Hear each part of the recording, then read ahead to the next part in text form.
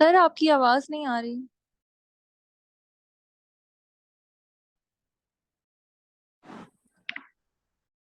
आवाज अब आएगी ना बेटा, माइक खोलना पड़ता है। चलो माइक खोलना भूल गया था। अच्छा भाई, bismuth is an element in group 15 of the periodic table। Metallic bonding बनानी है, तो जब आप मेटालिक बॉन्डिंग बनाओगे तो मेटल पॉजिटिव आइंस आपने एक ही लेयर में बनाने, मतलब रेगुलरली अरेंज बनाने और ट्राई करना एक ही साइज के हो सारे। और जो इलेक्ट्रॉन्स हैं वो आगे पीछे ऊपर नीचे करके बनाना। सी ऑफ डिलोकलाइज इलेक्ट्रॉन्स जो होते हैं ना, कुछ बच्चे इलेक्ट्रॉन्स जो है ना वो सारे स्ट्रेट लाइन में बना देते हैं। ये डिलोकलाइज इलेक्ट्रॉन्स है, ये स्ट्रेट लाइन में नहीं होते। अच्छा, जब भी आप ड्राइंग बनाते हो, ड्रॉ करने का वर्ड लिखा होता है तो आप पेंसिल से बना सकते हो उसको, ठीक है। लेकिन लेबलिंग जरूर करनी है। जैसे यहाँ पे डिलोकलाइज इलेक्ट्रॉन्स है, उसकी लेबलिंग आपने जरूर करनी है। दीज आर डिलोकलाइज इलेक्ट्रॉन्स, और ये है हमारे पास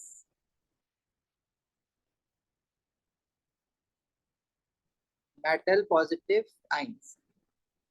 अच्छा, फिर कह रहा है bismuth reduces water to form bismuth oxide, a colourless gas that ignites with a squeaky pop also forms. अच्छा, पहली बात, ग्रुप बिस्मुथ जो है ना वो ग्रुप 15 का है। अब ग्रुप 15 में तो हमारे पास नॉन मेटल्स होते हैं, जैसे फास्फोरस हो गया, नाइट्रोजन हो गया। लेकिन as we move down the group तो प्रॉपर्टीज जो है वो नॉन मेटालिक से मेटालिक में कन्वर्ट हो रही होती है। बहरहाल यहाँ पे इसने कहा हुआ है कि बिस्मुथ को एज अ मेटल कंसीडर करना है, तो आपने उसको एज अ मेटल कंसीडर करना है हर हाल में।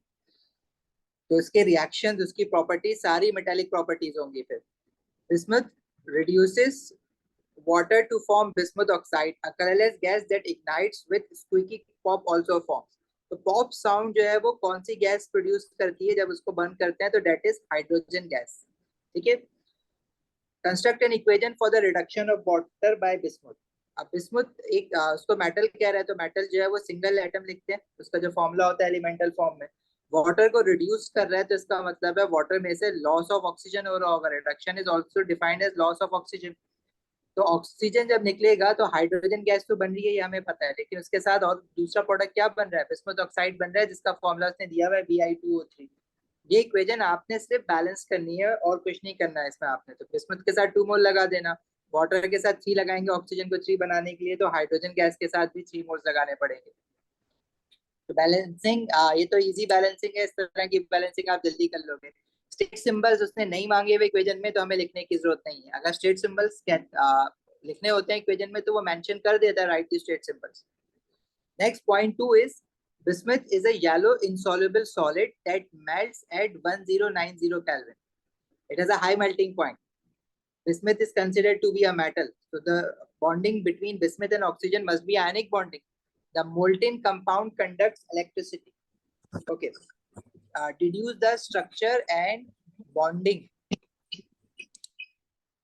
of bismuth oxide, explain your answer। अच्छा, इस क्वेश्चन में we have 2 keywords, one is structure, the other is bonding।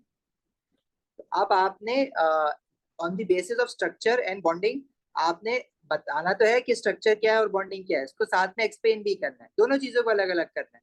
तो हम लोग क्या करते हैं, जैसे हमें ये पता है कि भाई मेटल नॉन मेटल है तो आयनिक बॉन्डिंग होगी, सिर्फ आयनिक बॉन्डिंग लिख के आ जाता है लेकिन स्ट्रक्चर नहीं लिखते। तो मेक श्योर कि जब भी आप अपना क्वेश्चन कर रहे हो तो पेंसिल से जो कीवर्ड्स है ना उनको अंडरलाइन जरूर कर लेना, ताकि आपको याद रहे कि अपना आंसर फॉर्मुलेट कैसे करना है।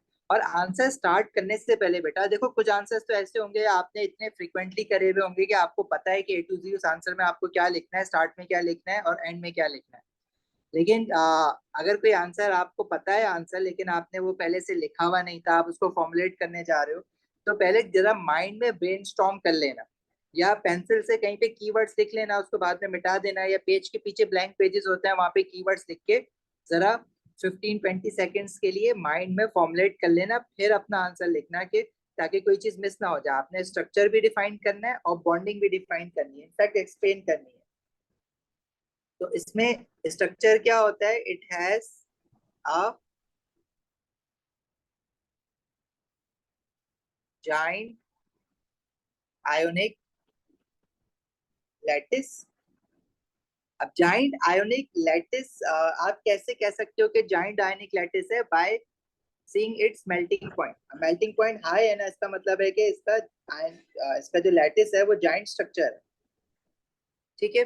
और दूसरी बात इसने एक चीज और बोली हुई है, the molten compounds conduct electricity. तो ये जो इलेक्ट्रिकल कंडक्शन है ये कंफर्म कर रही है इसकी बॉन्डिंग, और जो इसका मेल्टिंग पॉइंट है ये कंफर्म कर रहा है इसका स्ट्रक्चर। जैसे वो आपके पास हाइड्रोलिसिस में आते हैं ना, पीरियड 3 क्लोराइड्स की, जो अगर आप हाइड्रोलिसिस करते हो तो वो आपसे एक सवाल पूछता है, क्वेश्चन में पूछता है कि हाइड्रोलिसिस हो रही है पीरियड 3 क्लोराइड की। मतलब वो बताता नहीं है हाइड्रोलिसिस हो रही है, लेकिन वो कहता है कि भाई इसकी लो मेल्टिंग पॉइंट है और ये एसिडिक सोल्यूशन बना रहा है। तो अब अगर ये एसिडिक सोल्यूशन बना रहा है तो इसका मतलब है कि इसकी वाटर में हाइड्रोलिसिस हो रही है, वाटर ब्रेकडाउन हो रहा है, तो उसमें से H पॉजिटिव आइंस निकल रहे हैं। और उसका लो मेल्टिंग पॉइंट है तो वो एक्सप्लेन करता है कि उसमें बॉन्डिंग कोवेलेंट है, इसलिए सिंपल मॉलिक्यूलर स्ट्रक्चर बन रहा है। ठीक है, याद आया कि हाइड्रोलिसिस अगर हो रही है तो वो कंफर्म कर रहा है कि वो कोवेलेंट बॉन्डिंग है, और अगर उसका लो मेल्टिंग पॉइंट है तो वो कंफर्म कर रहा है कि वो सिंपल मॉलिक्यूलर स्ट्रक्चर है। इसी तरह यहाँ पे बॉन्ड स्ट्रक्चर किस तरह से कंफर्म कर रहे हो कि जाइंट आयनिक लैटिस है, क्योंकि हाई मेल्टिंग पॉइंट है। It is a giant ionic lattice as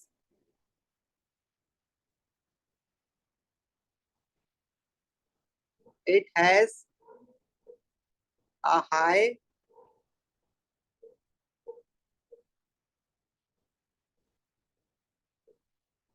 melting point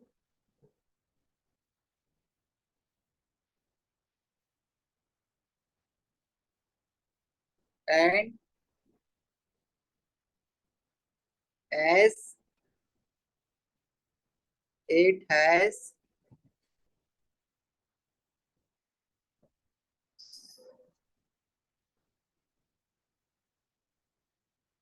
free electrons या delocalized electrons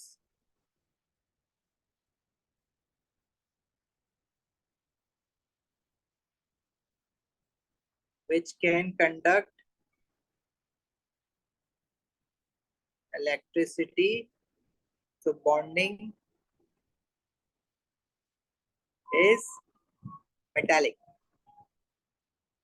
Sorry, अच्छा नहीं सॉरी, ये तो बिस्मुथ ऑक्साइड की बात कर रहा है ना, बिस्मुथ की नहीं कर रहा। इट हैज फ्री इलेक्ट्रॉन्स नहीं लिखोगे, फ्री आयंस लिखोगे, because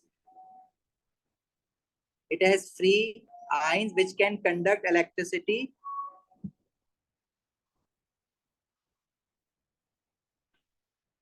in molten state, hence bonding is ionic। सही है। वेस्पर थ्योरी, ऑप्टिकल आइसोमेरिज्म कर लेते हैं रिवाइज इस पेपर के बाद।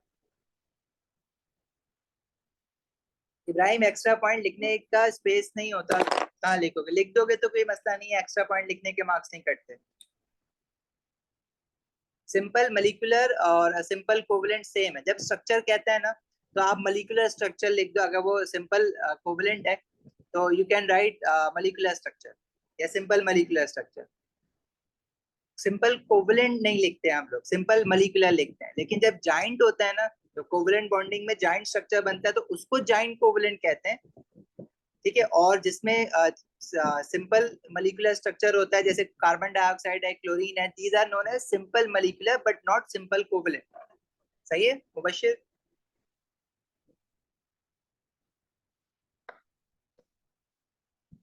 देखो भाई, सिलिकॉन क्लोराइड की तो याद की हुई है ना आपने। सिलिकॉन क्लोराइड में जो है जो सिंपल मॉलिक्यूलर स्ट्रक्चर है, कोवेलेंट बॉन्डिंग है।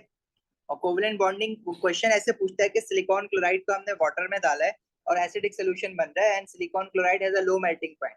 अब low melting point suggest that it must be a simple molecular, and it produces acidic solution when we add it into water. It means it is hydrolyzed by water। ठीक है, तो जो लो melting point है वो उसका structure confirm कर रहा होता है, और जो हाइड्रोलिसिस इन वाटर है वो उसकी बॉन्डिंग कंफर्म कर रही होती है। अगर हाइड्रोलिसिस हो रही है वाटर में तो मतलब वो कोवेलेंट बॉन्डिंग है, राइट? जब क्योंकि आप NaCl को वाटर में डालते हो तो क्या एसिडिक सोल्यूशन बनता है? NaCl को जब आप वाटर में डालते हो तो न्यूट्रल सोल्यूशन बनता है, क्योंकि NaCl में सोडियम और क्लोराइड जो है वो वाटर की हाइड्रोलिसिस नहीं करते, बस ये आयनाइज तो ऑलरेडी हुए हुए होते हैं, ये डिसॉल्व हो जाते हैं, एक दूसरे से सेपरेट हो जाते हैं। ठीक है, same goes for magnesium chloride. But आप जब एल्यूमिनियम क्लोराइड वाटर में डालते हो तो एसिडिक सोल्यूशन बनता है, बिकॉज एल्यूमिनियम क्लोराइड वाटर के मॉलिक्यूल्स को ब्रेक करता है। हाइड्रोलिसिस ऑफ वाटर उसी को तो कहते हैं। तो sodium chloride, magnesium chloride ionic compounds हैं, that's why they do not hydrolyse water. Aluminium chloride, phosphorus chloride, silicon chloride, ये सारे कोवेलेंट बॉन्डिंग है, जिसकी वजह से हाइड्रोलिसिस ऑफ वाटर होती है और सोल्यूशन एसिडिक बनता है। ये बड़ा फ्रीक्वेंट क्वेश्चन है इनऑर्गेनिक केमिस्ट्री का, पीरियोडिसिटी से। बहरहाल यहाँ पे कह रहे हैं reduce the oxidation number of bismuth in Bi2O3 and NaBiO3। अब वो उसने एक ऊपर रिएक्शन दिया हुआ है सोडियम ऑक्साइड का बिस्मुथ ऑक्साइड के साथ विद ऑक्सीजन, तो एक कंपाउंड बन रहा है NaBiO3।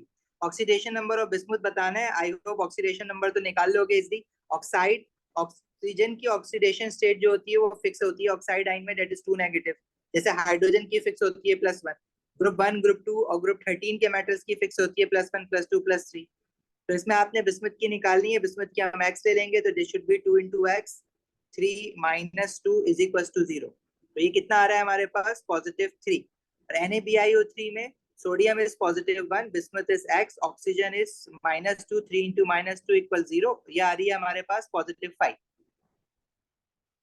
Right, identify the reducing agent in equation 1। अब रिड्यूसिंग एजेंट बेसिकली क्या होता है, जो सामने वाले को रिड्यूस करवाए खुद ऑक्सीडाइज्ड हो जाए। अब इसमें अगर हम ऑक्सीडेशन स्टेट देखें तो देखो बेटा, सोडियम और ऑक्सीजन की तो ऑक्सीडेशन स्टेट फिक्स नहीं होगी ना, ग्रुप 1 के मेटल्स की फिक्स रहती है और ऑक्सीजन की हमेशा फिक्स रहती है ऑक्साइड आइन में 2 नेगेटिव। तो हमारे पास सिर्फ एक ही एलिमेंट बचता है जिसकी ऑक्सीडेशन नंबर चेंज हो रहा है, वो बिस्मथ है। अब बिस्मथ का ऑक्सीडेशन नंबर Bi2O3 में +3 है और NaBiO3 में वो +5 है, तो this is an increase in oxidation number. तो इंक्रीज इन ऑक्सीडेशन नंबर क्या होता है, increase in oxidation number is oxidation, it means bismuth ion has oxidised. Bismuth अगर खुद ऑक्सीडाइज्ड हो रहा है तो it must be acting as a reducing agent. हमारे पास Bi2O3 में जो बिस्मथ है वो बेसिकली, बिस्मथ आइन जो है वो 3 पॉजिटिव था और वो 5 पॉजिटिव बन रहा है, तो इट मींस वो खुद ऑक्सीडाइज्ड हो रहा है, it must be acting as a reducing agent. तो अब वो Bi3 पॉजिटिव आइन Bi2O3 में है ना, तो हमें पूरा सब्सटेंस का फॉर्मूला लिखना है, दैट इज Bi2O3। क्लियर है भाई, आगे बढ़ते रहे।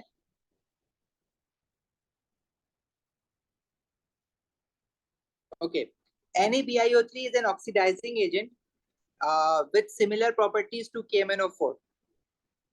ठीक है, अब NaBiO3 के बारे में बात कर रहा है, कह रहा है कि ये ऑक्सीडाइजिंग एजेंट है like KMnO4। shows an example of the use of NaBiO3 as an oxidizing agent।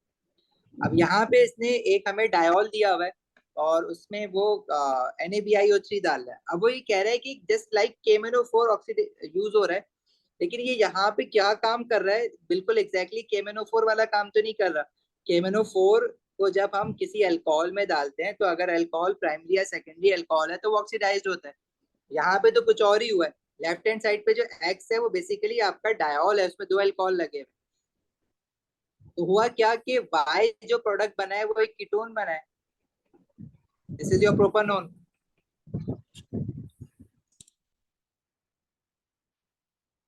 और जेड जो है वो आपका एक एल्डिहाइड है,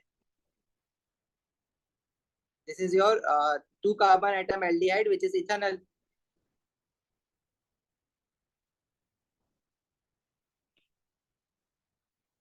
अच्छा जी, explain the term oxidising agent. Oxidising agent is a substance that oxidises others, मतलब अदर्स मतलब जो दूसरे सब्सटेंसेस को ऑक्सीडाइज करता है, और ऑक्सीडाइज कर रहा है तो वो खुद क्या हो रहा होगा, रिड्यूस हो रहा होगा।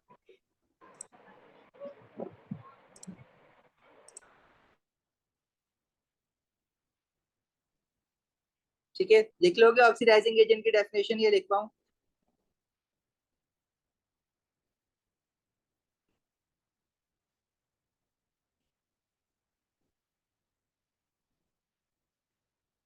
oxidizes other substances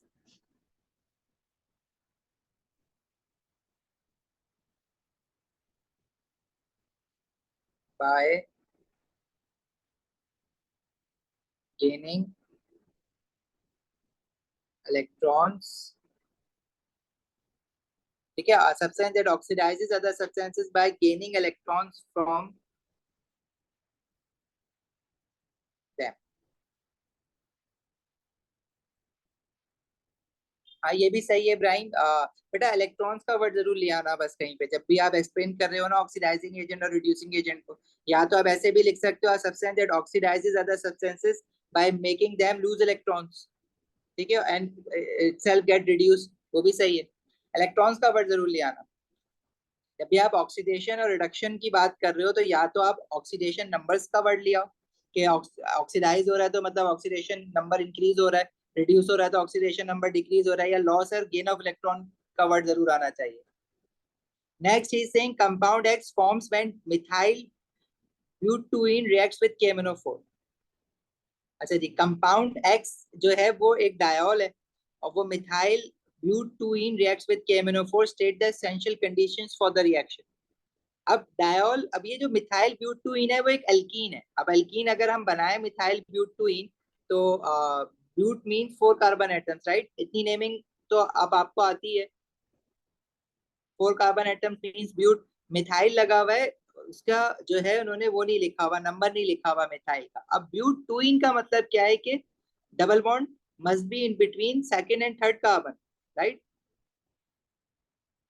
और मिथाइल जो है उन्होंने उसका नंबर नहीं लिखा हुआ, तो अब मिथाइल कहाँ पे होना चाहिए अगर नंबर नहीं लिखा हुआ। और अगर आप कहोगे ये फर्स्ट कार्बन पे है, तो भाई फर्स्ट कार्बन पे अगर ये लगा हुआ होता तो फिर वो ब्यूट क्यों कहते हैं उसको, फर्स्ट कार्बन पे लगा हुआ है तो वो तो कभी भी हॉरिजॉन्टली भी रख सकते हैं ना, चेन स्टेट है, तो उसको तो फिर हम पेंट कहते हैं। तो अगर ये मिथाइल कह रहा है तो इसका और नंबर नहीं लिख रहा, तो इट मीन्स के एक ही ऑप्शन है हमारे पास, जो डबल बॉन्डेड कार्बन है उस पर लगा हुआ है। क्योंकि अगर मैं यहाँ पे टू ना भी लिखूं तो फिर मिथाइल को यहीं पे आना है। मैं फर्स्ट वाले कार्बन पे मिथाइल नहीं लगा सकता क्योंकि वो भी स्ट्रेट चेन का पार्ट बन जाएगा। मैं लास्ट वाले कार्बन पे मिथाइल नहीं लगा सकता क्योंकि वहां भी वो स्ट्रेट चेन का पार्ट बन जाएगा। बीच में जो दो डबल बॉन्डेड कार्बन है वहीं पे मिथाइल आना है ना। अब डबल बॉन्डेड कार्बन 1 पे लगाओ चाहे 2 पे लगाओ, बात तो एक ही है। अब इसको वो ये कह रहा है कि इसमें हमने KMnO4 डाला है। अब KMnO4 डाल के डायोल बना है। देखो ये एक्स जो है वो ये चीज तो बनी हुई है, CH3 ये बीच में यहाँ पे CH। OH से पहले यहाँ पे क्या होना था, कार्बन कार्बन डबल बॉन्ड होना है इन दोनों के बीच में। मतलब अगर OH नहीं था पहले, एल्कोहलिक फंक्शनल ग्रुप, तो इनके बीच में पहले क्या होगा, कार्बन कार्बन डबल बॉन्ड। तो हम KMnO4 जब डालते हैं तो उसकी कंडीशन क्या होती है डायोल बनाने के लिए, this is cold dilute acidified, या एल्कलाइन भी ले सकते हैं इसको, कोल्ड डाइल्यूट एसिडिफाइड KMnO4। ये जो कोल्ड डाइल्यूट एसिडिफाइड है KMnO4, ये इसकी कंडीशन है। हॉट KMnO4 डालोगे तो डबल बॉन्ड रप्चर हो जाएगा। हीट अंडर रिफ्लक्स इसमें नहीं आएगा, इसमें कोल्ड का मतलब है कि KMnO4 एट रूम टेम्परेचर।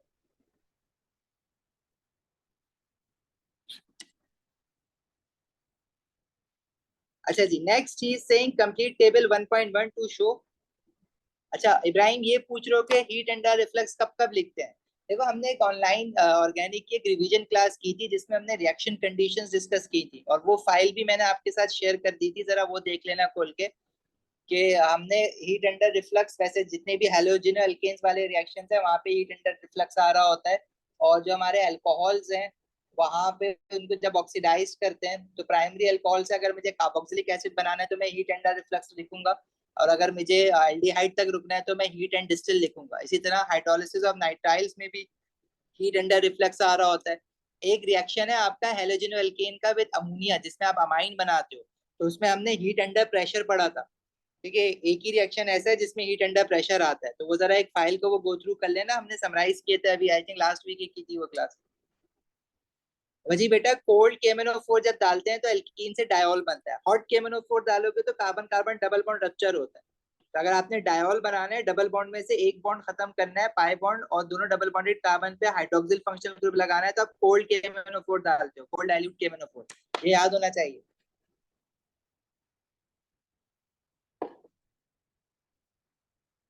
जब बेटा थोड़ा रुको ना, पेपर के बाद करेंगे रिवाइज को। Complete table 1.1 to show what is observed when compound Y and Z react separately with named agents. अब Y जो है वो कीटोन है और Z जो है वो एल्डिहाइड। ठीक है, ये याद रखना है आपने ज़हन में। और ऑब्वियसली बल्कि हम बना ही लेते हैं ना इसको यहाँ पे। हमारा जो कीटोन है वो प्रोपेनॉन है और जो हमारा एल्डिहाइड है वो इथेनॉल है। अच्छा जी, इसमें कह रहा है कि सोडियम कार्बोनेट डाला है। अब सोडियम कार्बोनेट जो है वो कार्बोक्सिलिक एसिड के साथ रिएक्ट करता है और किसी चीज के साथ रिएक्ट नहीं करता। तो ना तो वो वाई के साथ रिएक्ट करेगा ना जेड के साथ रिएक्ट करेगा। अगर कार्बोक्सिलिक फंक्शनल ग्रुप है तो वो कार्बोक्सिलिक फंक्शनल ग्रुप के साथ रिएक्ट करके कार्बन डाइऑक्साइड गैस बनाता है और कार्बन डाइऑक्साइड गैस के एफिशिएंसी दिखते हैं। तो ऑब्जर्वेशंस में आता है efficiency of a gas. Alkaline aqueous iodine जो है वो हमारे पास आयोडोफोम टेस्ट है, जिसको हम आयोडोफोम टेस्ट भी कहते हैं, ट्राई आयोडोमिथेन टेस्ट भी कहते हैं। ये हमारा अभी हमने रिवाइज किया था लास्ट वीक। ये टेस्ट जो होता है हमारा तीन चीजों के साथ हो सकता है। एक प्राइमरी और सेकेंडरी अल्कोहल के साथ हो सकता है, और वो अल्कोहल जिसमें अल्फा कार्बन के साथ, मतलब the carbon to which hydroxyl functional group is attached, if that alpha carbon has a methyl group directly attached to it, तो वो हमारा आयोडोफोम टेस्ट पॉजिटिव देता है। ठीक है, सेकेंडरी अल्कोहल के साथ भी हो सकता है, टर्शरी के साथ नहीं होता है। क्यों नहीं होता है टर्शरी के साथ? क्योंकि कार्बन, अल्फा कार्बन जो है वो उस पे कार्बोक्सिलेट फंक्शनल ग्रुप नहीं बन सकता। कार्बोक्सिलिक फंक्शनल ग्रुप बनने के लिए कार्बन डबल बॉन्डेड ऑक्सीजन आता है। ठीक है, ये जो हम कह रहे हैं ना कि हमने रिवाइज करवाया है, तो ये ड्राइव पे मैंने अपलोड की हुई है ऑर्गेनिक केमिस्ट्री में रिवीजन के नाम से। तो वो छोटी सी एक हमारी क्लास थी जिसमें हमने सारे रिएक्शन रिवाइज करे थे। अगर वो क्लास आप लोगों ने नहीं ली थी तो वो एक बार जरूर देख लेना आज। एफर्विसेंस नहीं लिख, स्पेलिंग नहीं आती तो भाई बबल्स लिख दो, एक ही बात है, एक्सेप्ट कर लेगा। और स्पेलिंग गलत भी लिख दोगे तो कोई फर्क नहीं पड़ता। अब और दूसरा iodoform test, alkaline aqueous iodine react करता है हमारा कीटोन्स के साथ। कौन से कीटोन्स के साथ? मिथाइल कीटोन्स के साथ। अब मिथाइल कीटोन्स में हमारे पास ऐसा कीटोन जिसमें जिस कार्बन पे डबल बॉन्डेड ऑक्सीजन लगा हुआ है, मतलब जो कार्बोनाइल वाला कार्बन है, अगर उसके साथ डायरेक्टली एक CH3 फंक्शनल ग्रुप अटैच्ड है तो वो पॉजिटिव रिजल्ट देगा, वरना वो नहीं देगा। तो हमारा जो बाय है वो मिथाइल कीटोन है, क्योंकि उसमें अल्फा कार्बन के साथ देखो दो CH3 अटैच्ड है। तो इट मींस कि वो येलो पीपीटी देगा। और येलो पीपीटी किस चीज का बनता है? ये CHI3 का। ठीक है, जो CH3 टूटेगा ये कन्वर्ट हो जाता है ट्राइआयोडोफोम में, इसका येलो पीपीटी होता है। Then observation with Z. अब एल्डिहाइड, सिर्फ एक ही एल्डिहाइड ऐसा है जिसमें कार्बोनाइल वाले कार्बन के साथ CH3 आ सकता है, और वो एल्डिहाइड हमारे पास है इथेनॉल। अगर इथेनॉल है तो आयोडोफोम टेस्ट पॉजिटिव होगा, वरना नहीं होगा। अब ये जेड जो है वो वाकई में इथेनॉल है। ठीक है, इसके साथ एक CH3 लगा हुआ है कार्बोनाइल वाले कार्बन के साथ, तो इसके साथ भी क्या मिलेगा? येलो पीपीटी मिलेगा। आई थिंक की हुई है रिवीजन वाली फाइल अपलोड। फाइल का तो नहीं पता, क्लास जरूर मैंने अपलोड की हुई है।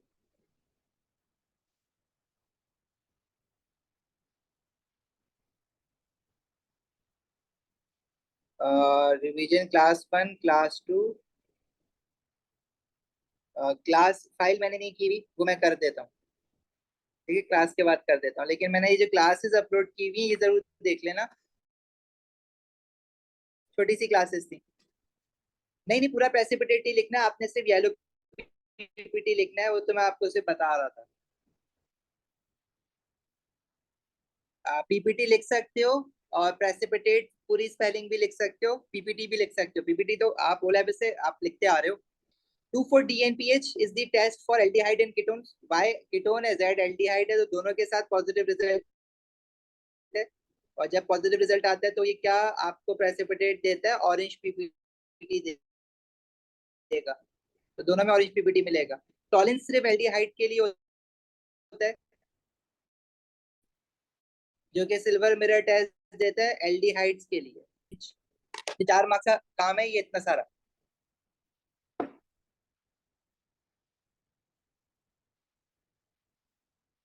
देखो बड़ी सिंपल सी कैलकुलेशन है इसकी। अब क्वेश्चन की लेंथ छोटी बड़ी होती है, तो आप ये पर क्वेश्चन कितना टाइम लगाना चाहिए आप इस तरह से सेग्रीगेट कर लो। Your paper is for 1 hour 15 minutes। Your paper marks is 60 marks. ठीक है, 60 मार्क्स का आपका पेपर है, 1 hour 15 minutes की ड्यूरेशन है। तो इसका क्या मतलब है कि अगर आप किसी एक क्वेश्चन पे, 1 मार्क के क्वेश्चन पे 1 मिनट भी लगाते हो तो आप 15 मिनट्स पहले पेपर अपना खत्म कर सकते हो।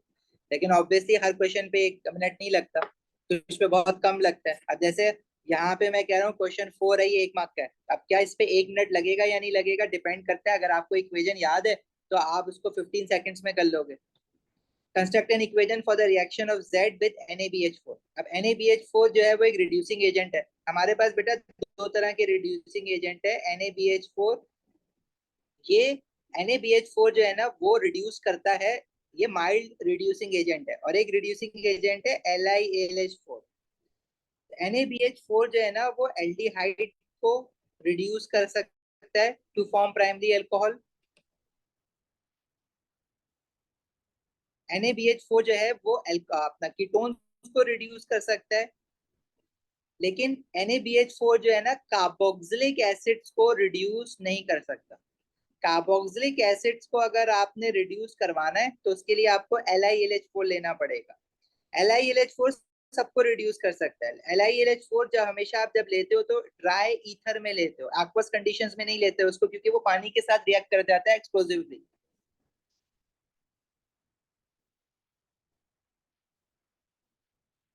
अच्छा, इस क्वेश्चन में is saying use H to represent an atom of hydrogen for the reducing agent. आपको पता है कि ऑक्सीडाइजिंग एजेंट और रिड्यूसिंग एजेंट जो है हम लोग उसका फॉर्मूला नहीं लिखते, बल्कि उसकी जगह पे H लिखते हैं in case of oxidising reducing agent, and O in case of oxidising agent. अब यहाँ पे रिड्यूसिंग एजेंट है तो हम NaBH4 का फॉर्मूला नहीं लिखेंगे। हमारे पास Z जो है वो इथेनॉल है, उसका फॉर्मूला है CH3CHO। It reduces ethanol to produce primary alcohol, जो कि हमारे पास क्या हो जाएगा, इथेनॉल। अच्छा, अब इसमें बैलेंसिंग जो है वो बहुत मैटर करती है। आप इक्वेशन तो बना लेते हो, जैसे ऑक्सीडेशन की इक्वेशन में वाटर भी बन रहा होता है, रिडक्शन की इक्वेशन में सिर्फ एक ही प्रोडक्ट बनता है राइट साइड पे, जो कि ऑर्गेनिक प्रोडक्ट है। अगर आप एल्डिहाइड को रिड्यूस कर रहे हो तो अल्कोहल बना, कीटोन को रिड्यूस कर रहे हो तो आपका सेकेंडरी अल्कोहल बन गया। एल्डिहाइड से प्राइमरी अल्कोहल, कीटोन से सेकेंडरी अल्कोहल। लेकिन जब आप अल्कोहल को ऑक्सीडाइज करते हो तो कार्बोक्सिलिक एसिड प्लस वाटर बनेगा। ठीक है, ये चीज का ख्याल रखना, ये इक्वेशन याद रखनी है। अब देखो हुआ क्या है, अगर आप इक्वेशन, ऑब्वियसली मैं याद करने के लिए नहीं कह रहा, थोड़ा सा दिमाग लगा लो। अगर मैं आपसे कहूँ कि मेरे पास एल्डिहाइड फंक्शनल ग्रुप था, वो जब कार्बोक्सिलिक फंक्शनल ग्रुप में convert, sorry alcohol functional group में जब वो कन्वर्ट हुआ, तो जो लास्ट वाला एल्डिहाइड वाला कार्बन था उससे डबल बॉन्डेड ऑक्सीजन खत्म हो गया और उस पर OH रह गया, राइट। और उस कार्बन की 2 वैलेंसी भी तो फ्री हुई, उस कार्बन पे 2 नए हाइड्रोजन भी तो आके लगे। तो राइट हैंड साइड पे देखो, एल्डिहाइड में टोटल 4 हाइड्रोजन थे, जब वो अल्कोहल बना तो हमारे पास देखो 6 हाइड्रोजन हो गए। 2 हाइड्रोजन बैलेंस करने के लिए रिड्यूसिंग एजेंट वाले हाइड्रोजन के साथ 2 मोल लगाना पड़ेगा ना, ये 2 लगाना भूल जाते हो। ठीक है, नहीं LiLH4 यूज करते तो भी यही बनता है, अल्कोहल ही बनता है, एल्कीन नहीं बनता।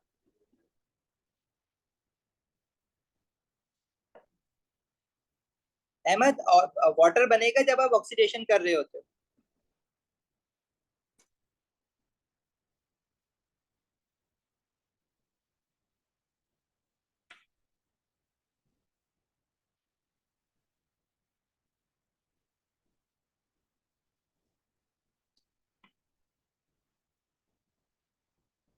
आयोडोफोम टेस्ट मैं रिपीट कर देता हूँ, 1 मिनट मुझे दो, बाकी मैं सारे आंसर्स कर देता हूँ। अच्छा, क्वेश्चंस आ रहे हैं माइंड में तो पूछ लो, जो हो सकते हैं साथ साथ वो हम कर लेते हैं। देखो, आयोडोफोम टेस्ट जो है ना वो रिसेंटली बहुत कॉमनली पूछा जा रहा है क्वेश्चंस में। ठीक है, फेवरेट नोट टॉपिक था ये, लेकिन अब ये पूछ रहे हैं आयोडोफोम टेस्ट करने के लिए आपको एक्वस एल्कलाइन। एल्कलाइन का क्या मतलब है, उसकी जगह पे वो कोई एल्कली भी लिख सकता है, सोडियम हाइड्रोक्साइड लिख दिया, जैसे आयोडीन, मतलब एक्वस आयोडीन लिख दिया, साथ में सोडियम हाइड्रोक्साइड लिख दिया, तो इसका मतलब है आयोडोफोम टेस्ट हो रहा है। अगर वो सिर्फ एल्कलाइन एक्वस आयोडीन लिख दे तो भी आयोडोफोम टेस्ट हो रहा है। तो आयोडोफोम टेस्ट करने के लिए आपको बेसिकली क्या करना पड़ता है, अगर हमारे पास कोई अल्कोहल है, अब अल्कोहल 2 तरह के अल्कोहल हो सकते हैं, एक प्राइमरी और सेकेंडरी अल्कोहल। प्राइमरी अल्कोहल जिसमें अल्फा कार्बन के साथ एक अल्काइल चेन लगी हुई है, ठीक है, ये भी प्राइमरी अल्कोहल है। और ये जो मैं दूसरा वाला बना रहा हूँ ये भी प्राइमरी अल्कोहल है। पहला वाला मिथानॉल हो गया, दूसरा वाला प्रोपेनॉल हो गया, इथेनॉल एंड प्रोपेनॉल। सही है। अच्छा, अब आयोडोफोम टेस्ट जो है ना, पहले वाले अल्कोहल के साथ जो होगा वो पॉजिटिव होगा। देखो, अगर कार्बन अल्फा कार्बन के साथ डायरेक्टली CH3 अटैच्ड है तो आयोडोफोम टेस्ट पॉजिटिव है। सेकंड वाले अल्कोहल में अल्फा कार्बन के साथ CH3 अटैच नहीं है, एक अल्काइल चेन है जो कि CH3 से बड़ी है, तो इसके लिए नेगेटिव होगा। बेसिकली होता क्या है कि ये जब एल्कलाइन एक्वस आयोडीन के साथ आप इसका रिएक्शन करवाते हो तो CH3 ब्रेक हो जाता है और ये बना लेता है CHI3। ये हमारे पास येलो पीपीटी होता है। तो हमें ये पता लग जाता है कि जो हमारा कार्बन है जिसके ऊपर हाइड्रोक्सिल फंक्शनल ग्रुप लगा हुआ है उस कार्बन के साथ डायरेक्टली एक CH3 अटैच्ड है, और ये जो कार्बन है जिसके साथ OH फंक्शनल ग्रुप लगा हुआ है ये बना लेता है कार्बोक्सिलेट आयन, COO नेगेटिव। ठीक है, तो ये जो ऑर्गेनिक आयन बनता है इसमें आयोडोफोम टेस्ट में, उसको हम कहते हैं कार्बोक्सिलेट आयन। कार्बोक्सिलिक एसिड नहीं बनता पूरा, ये आयन बन जाता है, इसको हम कहते हैं कार्बोक्सिलेट आयन। इसी तरह अगर हम कहें कि हमारे पास एक सेकेंडरी अल्कोहल है जिसमें एक जगह इथाइल चेन लगी हुई है अल्फा कार्बन पे और एक जगह पे मिथाइल लगा हुआ है, तो क्या इसके साथ पॉजिटिव रिजल्ट होगा? यस होगा, क्योंकि जिस कार्बन पे OH फंक्शनल ग्रुप अटैच्ड है उसके साथ एक CH3 लगा हुआ है, तो इसके साथ भी येलो पीपीटी मिलेगा हमें। ठीक है, यस, यही ट्राइएटोमीथेन टेस्ट भी है। सही है, तो इसके साथ भी आयोडोफोम टेस्ट पॉजिटिव होगा, इसके साथ भी येलो पीपीटी मिलेंगे। और इसमें भी देखो जो ऑर्गेनिक आइन होगा इसमें कार्बोक्सिलेट आइन बनेगा, और यहाँ पे C2H5 नहीं हटेगा, हाइड्रोजन हट जाएगा नीचे का। लेकिन लेट से अगर मैं आपसे कहूं कि हमारे पास अल्कोहल है जिसमें अल्फा कार्बन के साथ CH3 भी लगा हुआ है, लेकिन बाकी की जो जो अल्काइल चेन है ना, वो एक और लेट से CH3 है और एक C2H5 है, तो इसमें भी तो अल्फा कार्बन के साथ CH3 लगा हुआ है ना, लेकिन फिर भी आयोडोफोम टेस्ट इसमें पॉजिटिव नहीं होगा। उसका रीजन क्या है? क्योंकि टर्शियरी अल्कोहल है और टर्शियरी अल्कोहल में आयोडोफोम टेस्ट पॉजिटिव नहीं होता, और पॉजिटिव ना होने का रीजन ये है कि ये जो अल्फा कार्बन है ये कार्बोक्सिलेट आयन नहीं बना सकता, क्योंकि इस पे कार्बन डबल बॉन्डेड ऑक्सीजन नहीं आ सकता। उसका रीजन ये कि जो 3 एल्काइल लगे हुए हैं, एक एल्काइल तो हटेगा लेकिन बाकी के जो 2 एल्काइल है CH3 और C2H5 ये नहीं हटेंगे, तो कार्बन जो है वो 5 बॉन्ड तो नहीं बना सकता ना, इसलिए ये पॉसिबल ही नहीं है। तो हमेशा याद रखना आयोडोफोम टेस्ट जो होता है वो टर्शियरी अल्कोहल्स के लिए नहीं होता, सिर्फ प्राइमरी और सेकेंडरी अल्कोहल्स के लिए होता है, और सिर्फ वो वाले प्राइमरी और सेकेंडरी अल्कोहल जिसमें अल्फा कार्बन के साथ डायरेक्टली एक CH3 अटैच्ड होता है। आई होप आप समझ गए अल्फा कार्बन में किसको कह रहा हूँ। देखिए, the carbon to which the functional group is attached और द कार्बन अंडर कंसिडरेशन, क्योंकि अल्फा कार्बन कोई हमारी टर्मिनोलॉजी नहीं है, ये तो हमने खुद से बनाई हुई है ना, बताने के लिए कि मैं किस वक्त कौन से कार्बन की बात कर रहा हूँ।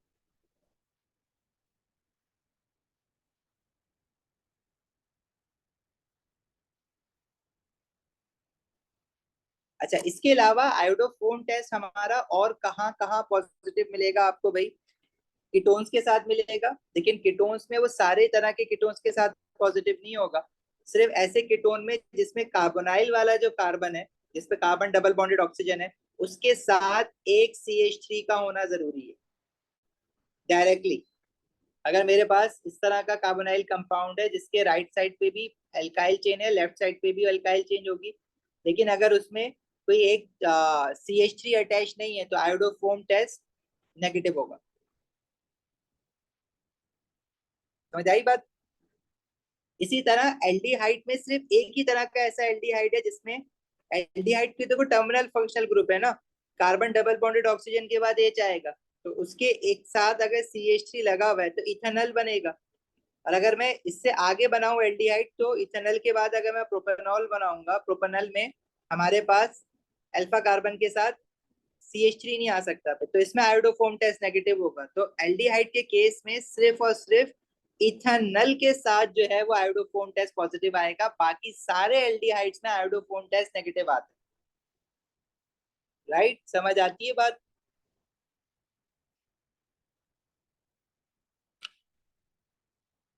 नहीं, हम लोग क्वेश्चन ही कर रहे हैं, बस आयोडोफोम टेस्ट का एक पार्ट आया हुआ था, किसी ने रिवीजन का पूछा था तो मैंने बता दिया उसका।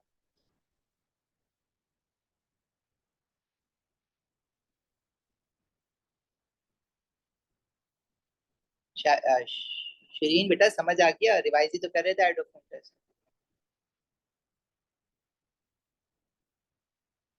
अगर एल्डिहाइड या कीटोन के साथ CH3 हो, हाँ अशर वही तो बताया, सुन लिया ना। Ketone only with methyl ketones, methyl ketones are those ketones to which where carbonyl compounds had one CH3 attached to it, at least one। मतलब अगर कीटोन आपका प्रोपेनोन है तो carbonyl carbon has two CH3 attached, तो one of the CH3 will be remove, तो उसमें भी positive आएगा।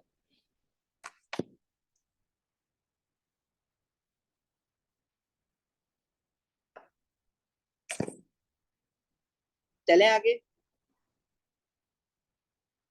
तो बेटा ये जो दो क्लासेस हमने रिसेंट ली थी ना डिवीजन वाली, वो जरूर ड्राइव से एक बार देख लेना, क्योंकि वो फिर काफी हेल्पफुल है अगर आपको ये थोड़ी बहुत कंफ्यूजन है ना रिएक्शंस में और रिएक्शन कंडीशंस में।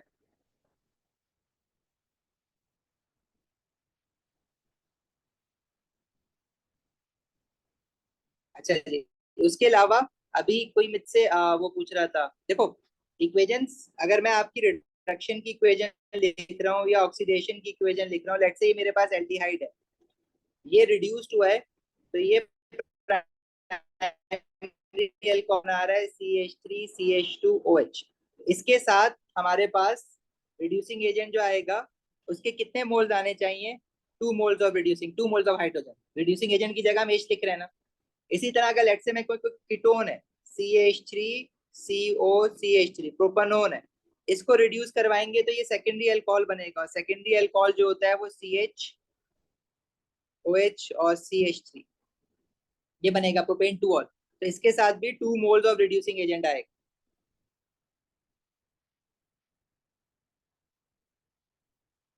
सही है।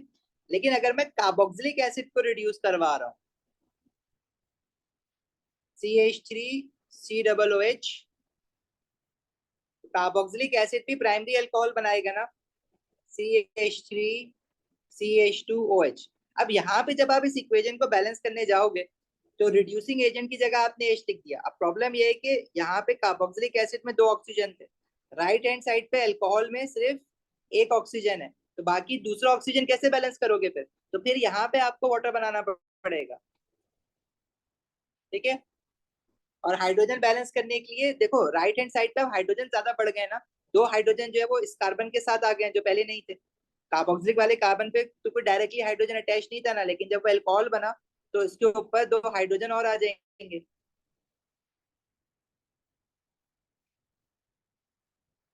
ठीक है, और 2 हाइड्रोजन वाटर में आ गए तो यहाँ पे 4 मोल्स ऑफ रिड्यूसिंग एजेंट होगा, 4H होगा। समझ आती है वाली बात।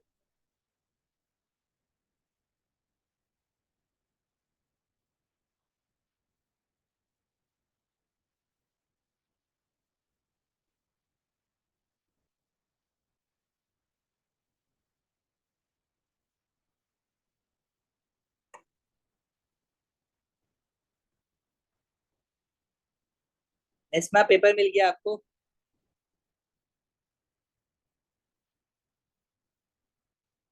ये देखो भाई, आपको इम्पोर्टेंट टॉपिक्स ये गैस वगैरह तो बहुत बार बात हो गई है ना, आप अपनी इनऑर्गेनिक और ऑर्गेनिक तो पूरी करो। तो गैस पेपर्स और इन चीजों के चक्करों में तो बिल्कुल पढ़ने की जरूरत नहीं है। मेरे ख्याल से अभी किसी ने एक लिंक भी शेयर किया हुआ था गैस पेपर का, वो गैस पेपर आ गया, वो पेपर आ गया कल वाला, तो वो सिर्फ टाइम वेस्ट कर रहा है आपका। इस तरह से अपना टाइम वेस्ट ना करो इन चीजों में।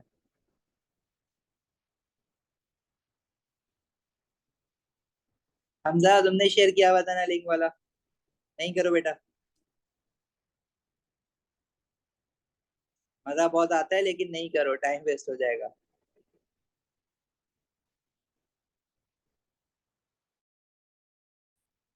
चलो भाई क्वेश्चन कंटिन्यू करते हैं आगे। मोल्स। अच्छा आज एक अजीब सी बात की है, ओ लेवल के पेपर में, ATP के पेपर में मोल्स का क्वेश्चन नहीं दिया। नाइट्रेशन वाला जो क्वेश्चन होता है ना, उसमें हमेशा मोल्स होता है, पर सालों से ATP में मोल्स चला आ रहा है, आज बच्चे बता रहे हैं कि मोल्स ही नहीं आया, बिल्कुल भी नहीं आया moles.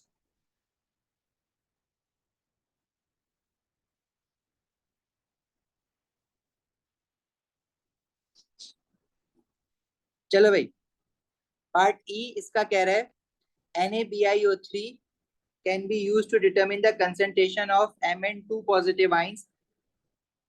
The ionic equation for the reaction is shown in equation 2. अच्छा, ये ध्यान से सुन लेना।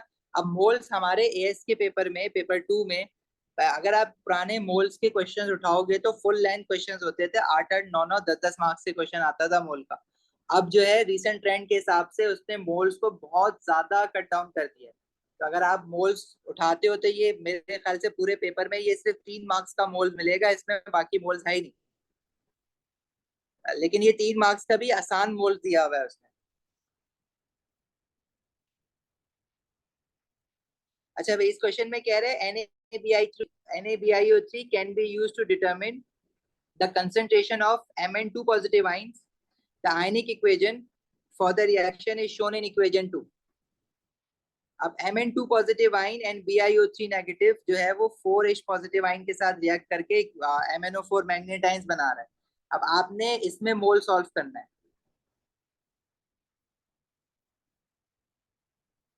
चलो भाई,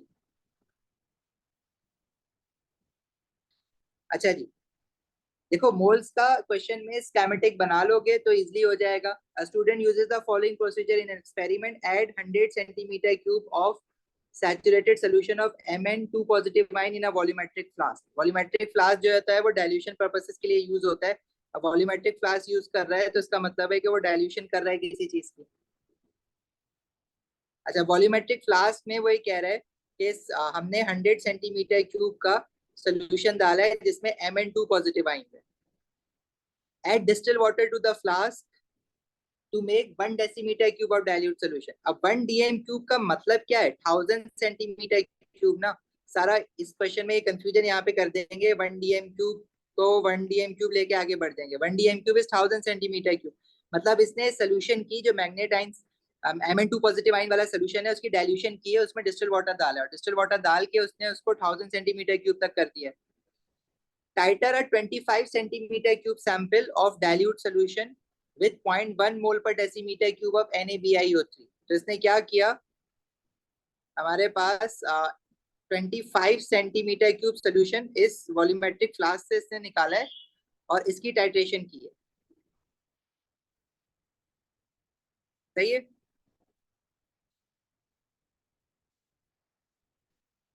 और टाइट्रेशन किस चीज से की है? NaBiO3 से की है। तो ब्यूरेट में उसने NaBiO3 अब है और उसकी जो कंसेंट्रेशन है वो 0.1 मोल पर डेसीमीटर क्यूब लिखी हुई है।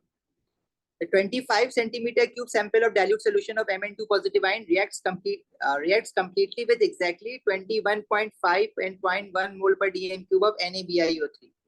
तो यहाँ पे उसने ये बता दिया है कि जो हमारा नीचे 25 सेंटीमीटर क्यूब जो हमने सोल्यूशन लिया है Mn2 पॉजिटिव आइन का, उसको एग्जैक्टली रिएक्ट करवाने के लिए जो NaBiO3 का वॉल्यूम लगा है वो कितना लगा है? 21.5 सेंटीमीटर क्यूब लगा है और उसकी कंसेंट्रेशन 0.1 दी गई है। बेटा मोल्स के क्वेश्चन में जब भी आपको, पेपर 2 के लिए बता रहा हूँ, जब भी आपको कंसेंट्रेशन और वॉल्यूम दे तो आपने सबसे पहले तो उसके मोल्स निकाल लेने। ये जो NaBiO3 के मोल्स हैं ये आप कैसे निकालोगे? आप मल्टीप्लाई कर दोगे कंसेंट्रेशन को वॉल्यूम से। NaBiO3 is equal to C into V। Concentration है 0.1, वॉल्यूम है 21.5 सेंटीमीटर क्यूब है, इसको डेसीमीटर क्यूब में कर देना। कंसेंट्रेशन से जब मल्टीप्लाई करते हो वॉल्यूम को तो वो डीएम क्यूब में होनी चाहिए। तो जरा मुझे बताओगे मोल्स कितने आ रहे हैं?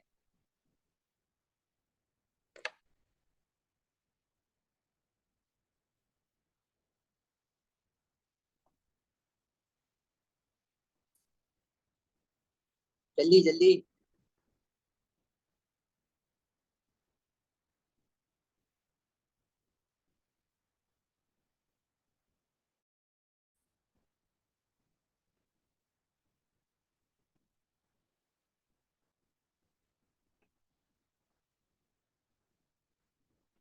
2.15 एक्सपोनेंट -3 मोल। तो ये मोल्स आ रहे हैं NaBiO3 के। इक्वेशन में ना BiO3 नेगेटिव आइन की इक्वेशन दी हुई है, तो जितने मोल्स NaBiO3 के आ रहे हैं उतने ही मोल्स उसमें से BiO3 नेगेटिव आइन के भी निकलेंगे ना। तो BiO3 नेगेटिव आइन के मोल्स भी इतने ही होंगे, 2.15 एक्सपोनेंट माइनस 3 मोल। फिर उसके बाद असल में आपको निकालना है क्या है, आपको concentration of Mn2 positive ion निकालना है इन सैचुरेटेड सोल्यूशन। मतलब ये जो सोल्यूशन था ना Mn2 पॉजिटिव आयन का, जो इनिशियली उसने 100 cm³ सोल्यूशन लिया था, उसका कंसंट्रेशन निकालना है। तो Mn2 पॉजिटिव आयन के मोल्स कितने थे सोल्यूशन में, वो निकालना है। लेकिन हमने क्या करा, Mn2 पॉजिटिव आयन के सैचुरेटेड सोल्यूशन में पहले डिस्टिल वाटर डाला। डिस्टिल वाटर डालने से क्या, Mn2 पॉजिटिव आयन के मोल्स आगे पीछे होंगे, जितने थे उतने ही रहेंगे, बस कंसंट्रेशन कम हो जाएगी। और फिर उस डाइल्यूट सोल्यूशन में से 25 सेंटीमीटर क्यूब का सोल्यूशन निकाल के उसकी टाइट्रेशन करना है। तो उस 25 सेंटीमीटर क्यूब में Mn2 पॉजिटिव आयन के कितने मोल्स हैं वो हम स्टोइचियोमेट्री से निकालेंगे। स्टोइचियोमेट्रिक इक्वेशन हमें ये बता रही है कि 2 मोल Mn2 positive ion is reacting with how many moles of BiO3 negative ion, 5 मोल। तो अभी इसके हमारे पास मोल्स आ रहे हैं BiO3 नेगेटिव आयन के 2.15 exponent minus 3 moles.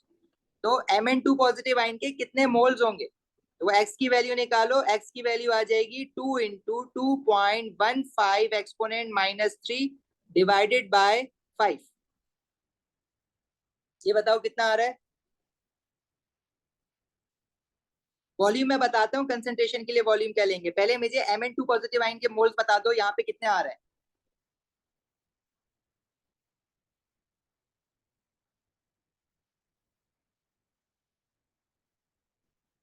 8.6 exponent minus 4 मोल। अभी जो 8.6 एक्सपोनेंट माइनस 4 मोल्स आ रहे हैं, ये बेसिकली Mn2 पॉजिटिव आयन के मोल्स हैं। किस में, जहां पे कॉनिकल फ्लास्क में जो 25 centimetre cube of Mn2 positive ion लिया हुआ है ना आपने, उसमें जो मोल्स आ रहे हैं Mn2 पॉजिटिव आयन के, वो 8.6 एक्सपोनेंट माइनस 4 मोल आ रहे हैं। लेकिन हमने ये सोल्यूशन निकाला कहां से था, हमने ये सोल्यूशन निकाला था 1000 सेंटीमीटर क्यूब के वॉल्यूम से। तो जो 1000 सेंटीमीटर क्यूब का डाइल्यूट सॉल्यूशन था वॉल्यूमेट्रिक फ्लास्क में, उसमें कितने मोल्स होंगे Mn2 पॉजिटिव आयन के, वो आप रेशियो मेथड से निकाल लो। भाई 25 सेंटीमीटर क्यूब सॉल्यूशन में अगर 8.6 एक्सपोनेंट माइनस 4 मोल्स हैं Mn2 पॉजिटिव आयन के, तो 1 dm क्यूब सोल्यूशन बनाया था ना, तो 1 dm cube means 1000 cm cube. तो 1000 सेंटीमीटर क्यूब में कितने होंगे, आप पहले वो निकालोगे। ये आ जाएगा 8.6 exponent minus 4 into 1000 divided by 25। ये बताओ कितने आ रहे हैं, 0.0344 मोल। अब ये 0.0344 मोल आ रहे हैं आपके इन 1000 सेंटीमीटर क्यूब डाइल्यूटेड सोल्यूशन। जब डिस्टिल वाटर डाल दिया आपने, उसके बाद इतने थे, उससे पहले कितने थे, उससे पहले भी इतने ही थे ना। डिस्टिल वाटर डालने से Mn2 पॉजिटिव आयन के मोल्स कम थोड़ी होने, वो तो उतने ही रहेंगे, कंसंट्रेशन कम होगी। तो 100 cm क्यूब में Mn2 पॉजिटिव आयन के मोल्स कितने थे, 100 cm क्यूब में भी Mn2 पॉजिटिव आयन के इतने ही मोल्स थे, 0.0344 मोल। यहाँ पे रेशियो नहीं लगाने बैठ जाना कि 1000 में इतने तो 100 में कितने होंगे। वो 1000 cm क्यूब में सिर्फ डिस्टिल वाटर डाल के आपने वॉल्यूम बढ़ाया 100 cm क्यूब के अंदर, एक्स्ट्रा डिस्टिल वाटर डाला था आपने 900 cm क्यूब का, तो Mn2 पॉजिटिव आयन के मोल्स तो वही रहेंगे। नेक्स्ट आपसे वो कह रहा है कि कंसंट्रेशन बतानी थी Mn2 पॉजिटिव आयन की इन दी सैचुरेटेड सोल्यूशन। तो वो सैचुरेटेड सोल्यूशन वो सोल्यूशन था जब आपने इनिशियली 100 cm क्यूब का सोल्यूशन लिया था Mn2 पॉजिटिव आयन का। तो उसमें कंसंट्रेशन कैसे निकालोगे, C is equal to N over V, moles हैं 0.0344 डिवाइडेड बाय वॉल्यूम कितना था उस सैचुरेटेड सोल्यूशन का, 100 cm क्यूब था, उसको डीएम क्यूब में कन्वर्ट कर देना डिवाइड बाय 1000 करके, या आपके पास कंसंट्रेशन आ जाएगी Mn2 पॉजिटिव आयन की। देखो पहले वॉल्यूम 100 इसलिए नहीं लिया क्योंकि जो मैंने 25 सेंटीमीटर क्यूब सोल्यूशन निकाला था ना, वो टोटल 1000 cm क्यूब में से निकाला था। मतलब अगर आप ये कह रहे हो कि मैं डायरेक्टली 100 cm क्यूब को ले लूं, तो यहाँ पे तो उसने 1000 और 100 दिए हुए ना, तो यहाँ पे तो रेशियो सेम बन जाएंगे, लेकिन जरूरी थोड़ी है कि हमेशा वो 250 का कर दे देता वॉल्यूम, तो भी डिफरेंस आ जाता। तो आपने वो पूरा मेथड फॉलो करना है। जो 25 cm क्यूब सोल्यूशन निकाला था, वो आपने 100 वाले सैचुरेटेड सोल्यूशन में से थोड़ी निकाला था, वो तो आपने 1000 cm क्यूब सोल्यूशन डाइल्यूट करने के बाद निकाला था। तो 25 में अगर 8.6 एक्सपोनेंट माइनस 4 मोल आ रहे हैं, तो 1000 में कितने थे पहले वो निकाले, जितने 1000 में थे उतने ही 100 में भी थे। नहीं भाई, C1V1 C2V2 इसमें यूज नहीं करना है, ये डिफरेंट चीज हो जाएगी राफे।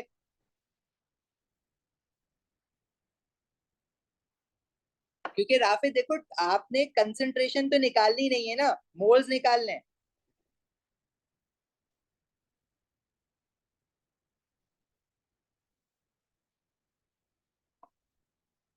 सही है भाई, क्लियर है, समझ आई बात। वो कंसंट्रेशन क्या आ रही है फाइनल? 0.344।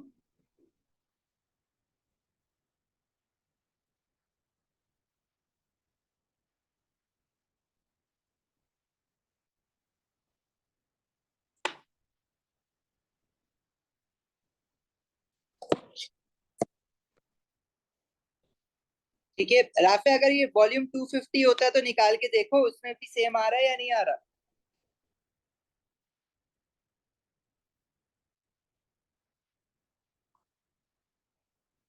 चलें आगे बढ़ें।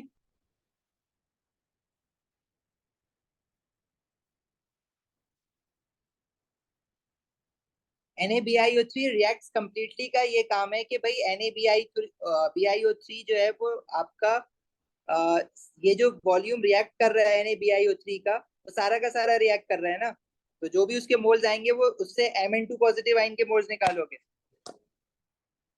मतलब एज सच कोई सिग्निफिकेंस नहीं है उस बात की, क्योंकि प्रोडक्ट के साथ डील नहीं कर रहे हो, तो लिमिटिंग और एक्सेस का चक्कर है नहीं इसमें।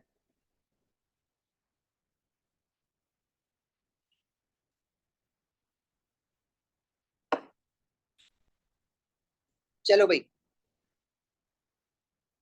नेक्स्ट में कह रहा है chlorine reacts with many elements and compounds to form chlorides.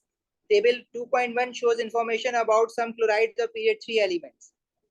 Formula of chloride, sodium का क्लोराइड सोडियम क्लोराइड बनता है, मैग्नीशियम का MgCl2 बनता है, और सिलिकॉन का SiCl4 होता है। फास्फोरस का पूछता तो PCl5 होता, या PCl3 भी लिख सकते हो उसमें। ठीक है, सल्फर का हमें याद नहीं करना। आगे स्ट्रक्चर पूछ रहा है, तो सोडियम क्लोराइड और मैग्नीशियम क्लोराइड दोनों जाइंट होते हैं, जाइंट आयोनिक लैटिस। और जो आपका सिलिकॉन क्लोराइड होता है, aluminium chloride, silicon chloride, phosphorus chloride, ये सारे सिंपल स्ट्रक्चर्स होते हैं, सिंपल मॉलिक्यूलर सिंपल स्ट्रक्चर्स हैं। बॉन्डिंग ऑफ क्लोराइड अगर लिखोगे इसमें, तो sodium chloride is ionic, magnesium chloride ionic, silicon chloride covalent है, एल्यूमिनियम क्लोराइड भी कोवेलेंट है Al2Cl6, फास्फोरस क्लोराइड भी कोवेलेंट है।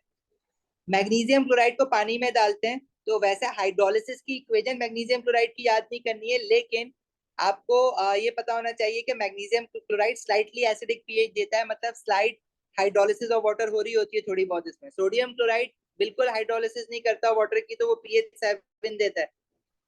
ठीक है, सिलिकॉन क्लोराइड जो है वो हाइड्रोलिसिस ऑफ वाटर करता है, एल्यूमिनियम क्लोराइड भी करता है, फास्फोरस क्लोराइड भी करता है। एल्यूमिनियम क्लोराइड pH 3 देता है, silicon chloride phosphorus chloride pH 2 दे रहे होते हैं।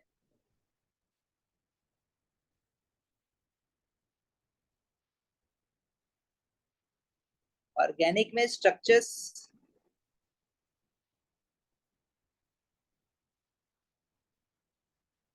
करते हैं बात उसकी, आगे बढ़ो। When chlorine reacts with cold sodium hydroxide, chlorine is both oxidized and reduced. इस रिएक्शन को हम कहते हैं disproportionation reaction. The products are sodium chloride and G.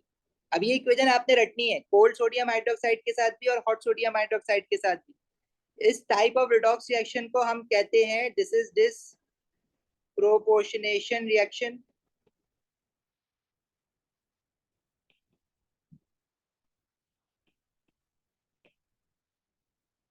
ठीक है, आइडेंटिफाई जी। अब देखो नीचे इक्वेशन मांगी हुई है उसने, अगर मैं इक्वेशन बनाऊं इसकी, हॉट सोडियम हाइड्रोक्साइड के साथ मांगी हुई है, और जी जो है वो कोल्ड सोडियम हाइड्रोक्साइड के साथ है। भाई कोल्ड सोडियम हाइड्रोक्साइड के साथ जो है वो NaClO बनता है, और हॉट सोडियम हाइड्रोक्साइड के साथ NaClO3 बनता है, और साथ में NaCl एंड वाटर। अभी इक्वेशन याद करके जाना, बैलेंस इक्वेशन। इसके मैंने आपसे कहा है भाई कोई एक कोफिशिएंट याद कर लो, जैसे मैंने 3 क्लोरीन याद किया हुआ है, 6 सोडियम हाइड्रोक्साइड याद किया हुआ है, बाकी बैलेंसिंग आप खुद ही कर लेना, बेटर है कि याद करके जाओ। Next is saying describe fully what is observed when silver nitrate is added to aqueous solution of chloride of sodium followed by dilute ammonia. अब हमें पता है कि क्लोराइड आयन में अगर आप सिल्वर नाइट्रेट सोल्यूशन डालते हो तो व्हाइट पीपीटी बनता है, और उसमें अगर आप डाइल्यूट अमोनिया डालते हो तो वो पीपीटी डिसॉल्व हो जाता है, giving a colourless solution, right. और अगर ब्रोमाइड आयन में सिल्वर नाइट्रेट डालते हो तो क्रीम या ऑफ व्हाइट पीपीटी बनता है, जो कि डाइल्यूट अमोनिया में डिसॉल्व नहीं होता, कंसंट्रेटेड अमोनिया में डिसॉल्व हो जाता है। और अगर आयोडाइड आयन होता है उसमें सिल्वर नाइट्रेट डालते हो तो येलो पीपीटी बनता है, जो कि कंसंट्रेटेड अमोनिया में भी डिसॉल्व नहीं होता। तो वो कह रहे हैं describe fully what is observed when silver nitrate is added to the aqueous solution of chloride of sodium followed by dilute ammonia. ठीक है, white ppt with aqueous silver nitrate which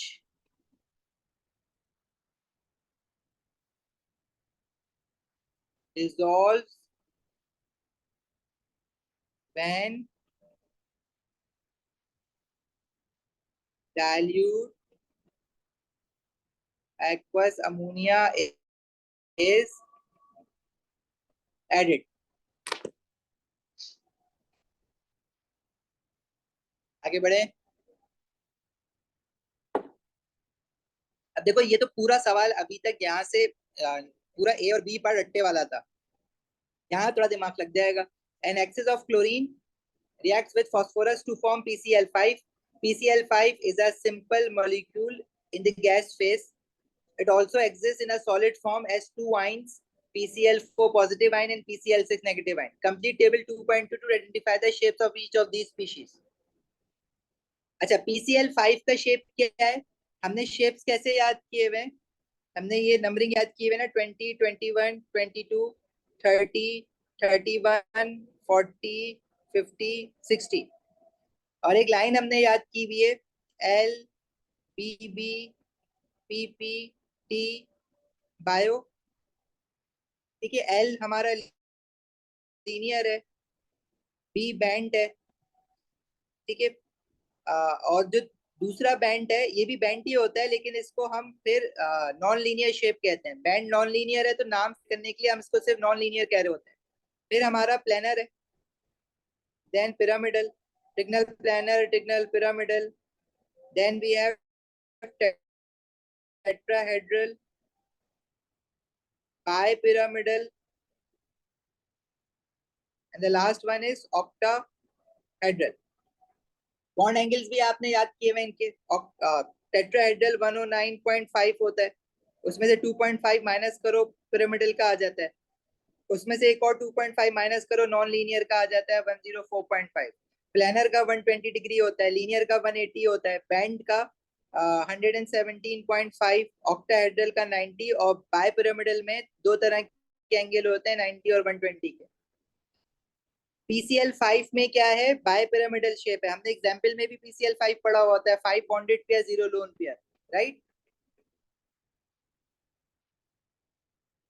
तो ये शेप क्या है? ट्रिगनल bipyramidal.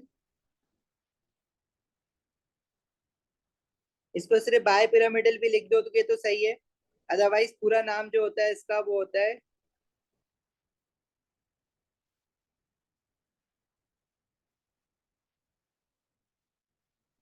ट्रिगनल bipyramidal. PCl4 positive tetrahedral है। अब PCl4 का क्या मतलब है? उसने खुद ही बताया हुआ है, वैसे टेट्राहेड्रल है लेकिन इट हैज 4 बॉन्डेड पेयर्स, ठीक है। फास्फोरस के पास वैलेंस शेल में 5 इलेक्ट्रॉन्स होते हैं, लेकिन पॉजिटिव चार्ज का क्या मतलब है कि एक इलेक्ट्रॉन लूज हुआ है, तो मतलब 4 बॉन्डेड पेयर्स हुए और 0 लोन पेयर हुआ, tetrahedral. Similarly PCl6 negative ion का शेप बताओगे क्या होगा?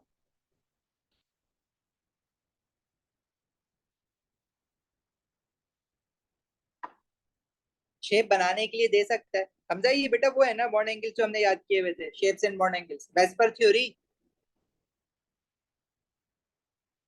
अच्छा जी, PCl6 जो है वो देखो फास्फोरस के वैसे तो 5 इलेक्ट्रॉन्स होते हैं। अब यहाँ पे एक नेगेटिव चार्ज का मतलब क्या है कि एक इलेक्ट्रॉन इसने एक्स्ट्रा गेन किया हुआ है, और इसने एक बॉन्ड एक्स्ट्रा बनाया हुआ है उस वजह से, और एक बॉन्ड जो एक्स्ट्रा बनाया हुआ है उसने इसकी वजह से इसके बाद टोटल बॉन्डेड पेयर्स कितने हो जाएंगे? 6 बॉन्डेड पेयर्स हो जाएंगे और 0 लोन पेयर। जब 6 बॉन्डेड पेयर और 0 लोन पेयर होते हैं तो शेप बनता है ऑक्टाहेड्रल। दिस इज ऑक्टाहेड्रल, ठीक है। अच्छा, रिसेंटली ना उसने एक क्वेश्चन पूछा था, वेरिएंट 1 का था आई थिंक वो, कि explain by such a compound has this bond angles, या इसका शेप टेट्राहेड्रल है तो क्यों है। तो जब इस तरह से वो पूछेगा तो आप इसमें से वेस्पर की थ्योरी लिखोगे। अभी कोई वेस्पर पूछ रहा था, तो वैलेंस, वेस्पर क्या होता है, वैलेंस, सॉरी स्पेलिंग गलत होगी, VSEPR is valence shell electron pair repulsion theory. ये हमें क्या बताती है थ्योरी, कि जो लोन पेयर्स होते हैं, they have maximum repulsion between them, then lone pair bond pair, and then least repulsion is between bonded pair bonded pair. Bonded pair मतलब जब बॉन्ड बने हुए हैं दो एटम्स के बीच में, चाहे वो डबल बॉन्ड हो, चाहे ट्रिपल बॉन्ड हो, चाहे सिंगल बॉन्ड हो, it will be counted as one bonded pair, ठीक है। तो इसमें आपने ये लिखना होता है, repulsion between lone pair is greatest and bond pair is smallest. तो जब अगर वो पूछे कि एक्सप्लेन करो कि जो बॉन्ड एंगल्स आपने चूज किए हैं या जो शेप आपने चूज किया है वो क्यों शेप ये लिखा है, तो वेस्पर का नाम लिख देना, और लिख देना कि लोन पेयर की रिपल्जन ग्रेटेस्ट होती है, और जो बॉन्डेड पेयर होते हैं उसकी रिपल्जन लीस्ट होती है। बिल्कुल। आगे कह रहा है PCl5 reacts with J to form phosphoric acid. Identify J and the state the type of reaction. अब वाटर में जब डालते हो PCl5 को तो हाइड्रोलिसिस होती है। इसकी इक्वेशन याद रखनी है आपको, इक्वेशन मांगी भी नहीं है यहाँ पे लेकिन अक्सर मांगता है। अगर मैं PCl3 या PCl5 को वाटर में डालता हूँ, PCl5 है ना यहाँ पे, PCl5 को अगर मैं वाटर में डालता हूँ तो हमें पता है कि फॉस्फोरिक एसिड बनता है H3PO4, ठीक है, साथ में HCl भी बनता है। बैलेंस इक्वेशन याद रखनी है आपको। तो यहाँ पे जे जो है वो हमारा रिएक्ट्स विद जे, तो जे क्या है, वाटर है, और टाइप ऑफ रिएक्शन क्या होती है, दिस इज हाइड्रोलिसिस।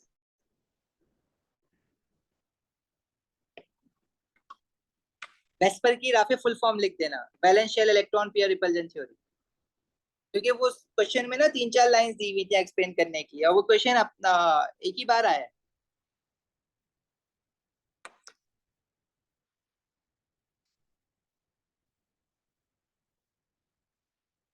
अच्छा जी, नेक्स्ट आगे बढ़े। Chlorine reacts readily with propene to form K 1,2 dichloropropane. K can be used to form L. Okay, alkene से उसने पहले हेलोजिनो एल्केन बनाया है, और हेलोजिनो एल्केन से उसने फिर दोबारा कार्बन कार्बन डबल बॉन्ड लेके आया है, तो एलिमिनेशन की है। मतलब अगर अगर हम इसको देखें तो दिस इज प्रोपीन CH3, इसमें क्लोरीनेशन की है, सिंपल क्लोरीन डाला है रूम टेम्परेचर पे, तो जो कार्बन कार्बन डबल बॉन्ड है, दोनों डबल बॉन्डेड कार्बन पे क्लोरीन क्लोरीन लग गया है। उसके बाद ये जो हमारे लास्ट वाले दो कार्बन है उस पे एक हाइड्रोजन भी होगा, तो क्लोरीन और हाइड्रोजन जब रिमूव हुए तो दिस इज एलिमिनेशन। और एलिमिनेशन करने के लिए आप लेते हो sodium hydroxide, heat under reflux with ethanolic sodium hydroxide, तो एलिमिनेशन हो जाती है। अच्छा जी, इसमें कह रहा है कंप्लीट रिएक्शन 1 है, उसका रिएक्शन मैकेनिज्म अगर मैं आपसे पूछूं तो that should be electrophilic addition. Complete figure 2.2 to show the mechanism for the reaction of chlorine with propene in reaction 1 include charges, dipoles, lone pairs of electrons and curly arrows as appropriate. तो अब आपने यहाँ पे बस इन चीजों का ख्याल रखना है कि the chlorine atom that is approaching the carbon carbon double bond will get a partial positive charge and the chlorine atom away from the double bond will get a partial negative charge. एक curly arrow आप बनाओगे bond के बीच में से, जो कि shade paid of electron से chlorine partial negative की तरफ जा रहा होगा, और डबल बॉन्ड से पार्शियल पॉजिटिव क्लोरीन की तरफ एक कर्ली एरो आ रहा होगा, ठीक है। कर्ली एरो की जो टेल होती है वो नेगेटिव को रिप्रेजेंट करती है और हेड जो होता है वो पॉजिटिव की तरफ जाता है। अब इसका जो इंटरमीडिएट आएगा उसमें कार्बोकेटाइन बनेगा। अब इसमें मेजर और माइनर प्रोडक्ट का चक्कर इसलिए नहीं है, बल्कि है।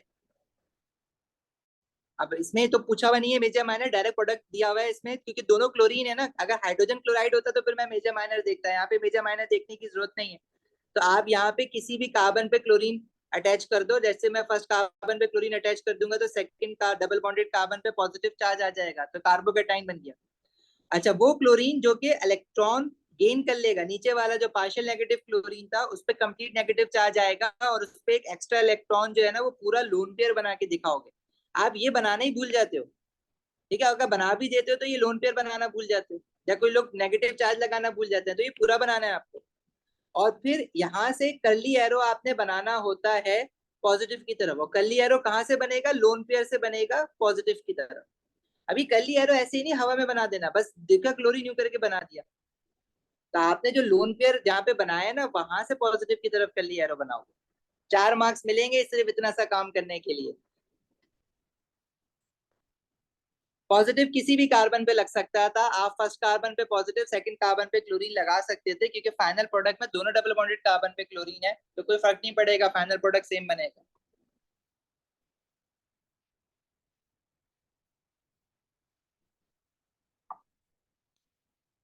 सर वो वेस्पर वाला क्वेश्चन नहीं था, मैं रिकॉल करवा रहा था कि एक बार इसने पूछा हुआ था कि हम आपने शेप बता दिया, उसने बोला था explain why you have selected tetrahedral, मतलब एग्जैक्ट वर्डिंग ये नहीं थी बट एक्सप्लेन करना था, तो you have to describe the theory of VSEPR in that explanation, कि भाई अगर मैं कह रहा हूँ कि कोई शेप टेट्राहेड्रल है तो क्यों है, तो आप इसमें लिखोगे because it has 4 bonded pair, 0 lone pair, and the repulsion as per the theory of VSEPR, the repulsion between bonded pair is least, and the repulsion between lone pair is greatest. बस इतनी सी बात लिखनी थी उसमें। Reaction 1, आपके पास electrophilic addition है ना, जब एल्कीन्स में आप ब्रोमीन डालते हो या क्लोरीन डालते हो, ब्रोमिनेशन ऑफ एल्कीन्स या chlorination of alkenes, addition reaction of alkenes जो है ये हुआ है, इसमें डबल बॉन्ड खत्म होगा, दोनों डबल बॉन्डेड कार्बन पे क्लोरीन क्लोरीन आके लग जाएगा, बस ये हुआ है रिएक्शन 1 में। सही है शान, आगे बढ़े।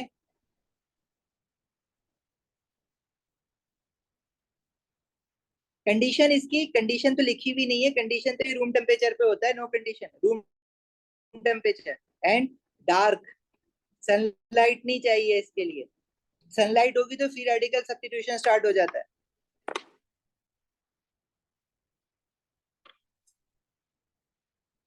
इब्राहिम किसी पे भी लगा दो कार्बन पे पॉजिटिव, इसमें मेजर और माइनर का चक्कर नहीं है, मेजर और माइनर आता है आपका जब आपके पास हाइड्रोजन हेलाइड्स ऐड हो रहे होते हैं।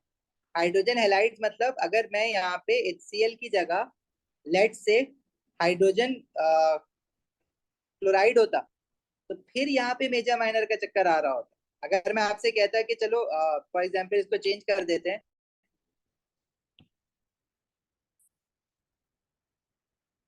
और लेट से कि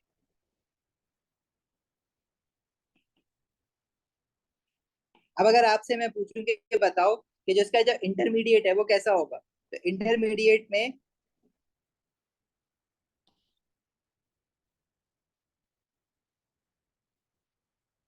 हाइड्रोजन जो है वो पहले लगेगा, तो हाइड्रोजन कौन से डबल बॉन्डेड कार्बन पे पहले लगेगा, देखो अगर मेजर प्रोडक्ट बन रहा होता है तो हाइड्रोजन उस डबल बॉन्डेड कार्बन पे पहले लगता है जहां पे पहले से हाइड्रोजन ज्यादा हो, ठीक है। तो हमारा इस कार्बन पे हाइड्रोजन लगा हुआ है ना फाइनल प्रोडक्ट में फर्स्ट कार्बन पे, तो पॉजिटिव चार्ज जो है वो दूसरे डबल बॉन्डेड कार्बन पे आएगा, तो ये जो कार्बोकेटाइन बना है ये सेकेंडरी कार्बोकेटाइन बना है, और सेकेंडरी कार्बोकेटाइन से जो प्रोडक्ट बन रहा है वो मेजर प्रोडक्ट बन रहा है। उसका रीजन जब पूछता है तो आप ये नहीं लिखते हो कि मार्कोवनिकॉफ रूल नहीं लिखते हो रीजन में, आप ये नहीं लिखोगे कि because first double bonded carbon atom had more hydrogen, तो ये नहीं लिखोगे, आप क्या लिखोगे, बिकॉज दिस प्रोडक्ट, जो ये जो भी प्रोडक्ट है 2 क्लोरोप्रोपेन है वैसे ही है, is form from secondary carbocation which are more stable due to greater positive inductive effect. Yes, positive inductive effect का नाम लिखोगे इसमें। सही है, और अगर इसका माइनर प्रोडक्ट पूछता तो माइनर प्रोडक्ट के लिए फिर हमारे पास जो फाइनल प्रोडक्ट बनता वो इस तरह का बनता, जिसमें जिस डबल बॉन्डेड कार्बन पे हाइड्रोजन कम है उस पे हाइड्रोजन लगा, जो कि हमारे केस में सेकंड डबल बॉन्डेड कार्बन है। फर्स्ट डबल बॉन्डेड कार्बन पे तो 2 हाइड्रोजन है, सेकंड डबल बॉन्डेड कार्बन पे 1 हाइड्रोजन है, तो इसका जो कार्बोकेटाइन होता वो होता प्राइमरी कार्बोकेटाइन, क्योंकि इसका जब इंटरमीडिएट बनाओगे तो positive charge first double bonded carbon atom पे आएगा।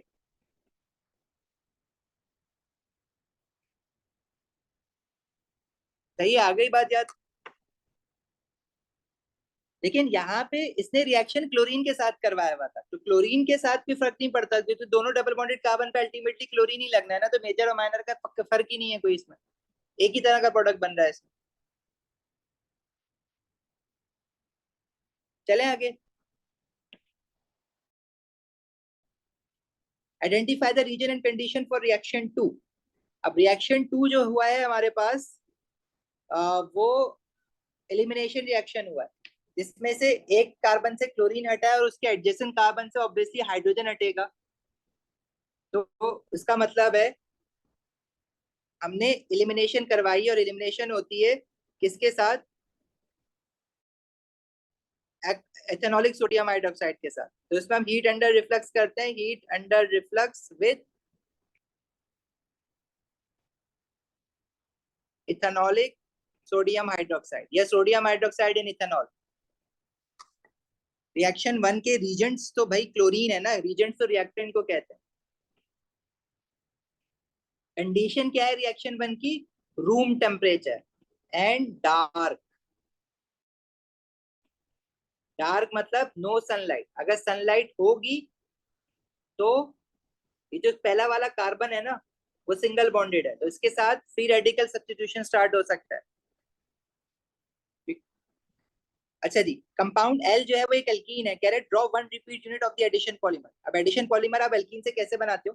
कंपाउंड वन है ना हमारा, वो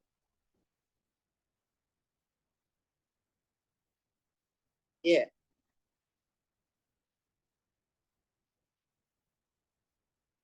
अब आपने वो बनाना है क्या पॉलीमर? अब वन रिपीट यूनिट बनाना है ना, तो जब एल्कीन मोनोमर से पॉलीमर बनता है, देखो ये आपने ओ लेवल में भी पढ़ा है, बहुत प्रैक्टिस की होती है इसकी।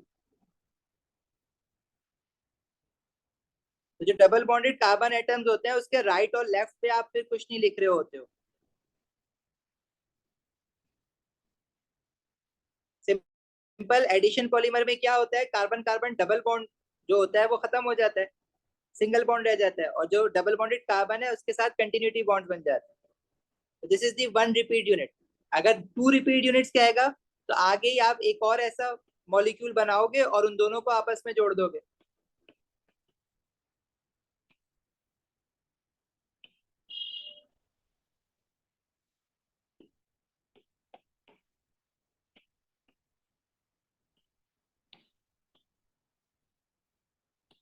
टू रिपीट यूनिट्स कहता है तो ऐसा बन जाता।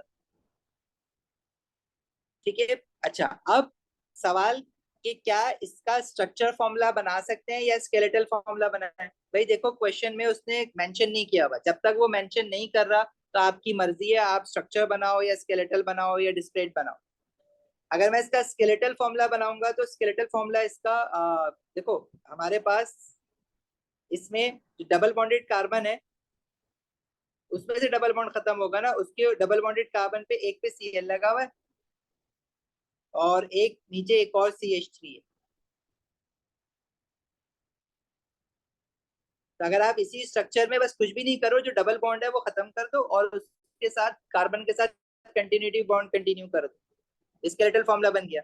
अगर आप सीधा करके समझ पा रहे हो कि इसको सीधा करके तमीज से बना दें तो भी बन जाएगा।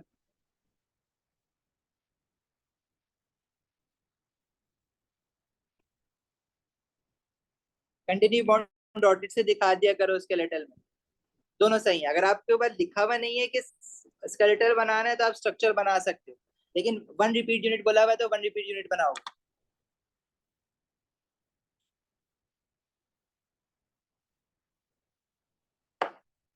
ठीक है भाई, आगे बढ़े। क्वेश्चन थ्री में is saying nitrogen is generally an unreactive molecule but it does not react under certain conditions. Give two reasons to explain the lack of reactivity of nitrogen. भाई nitrogen as a nitrogen molecule has nitrogen nitrogen triple covalent bond between the two atoms. Obviously it requires a high activation energy या bond enthalpy to break the bonds. High activation energy is required to break nitrogen nitrogen triple covalent bonds.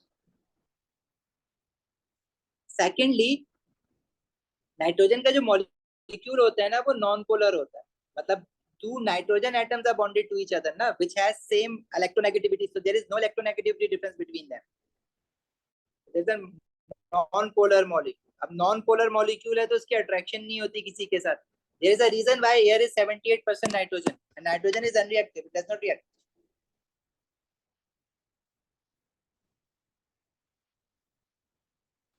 ठीक है भाई, moving on.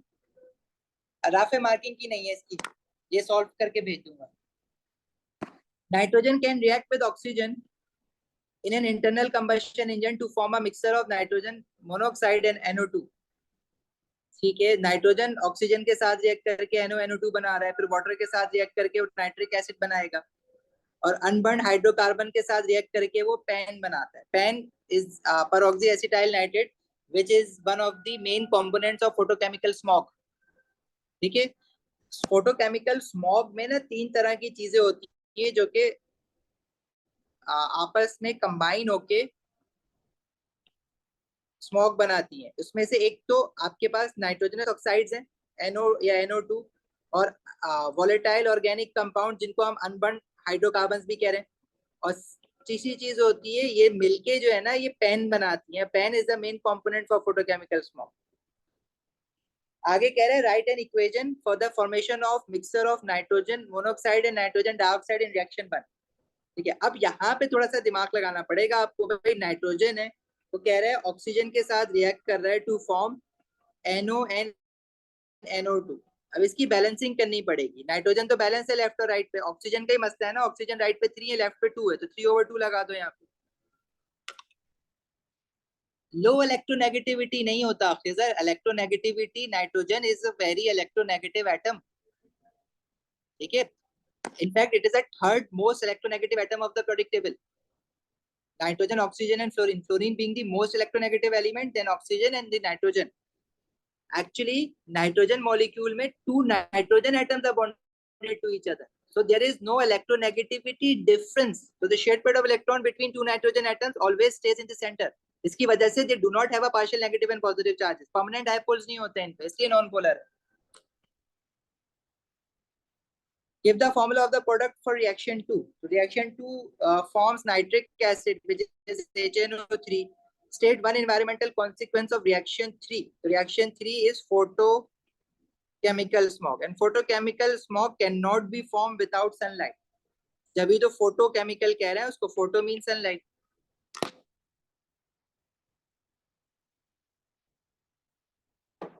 आगे बढ़े. Okay, part सी में उसने enthalpy change of formation नहीं दी.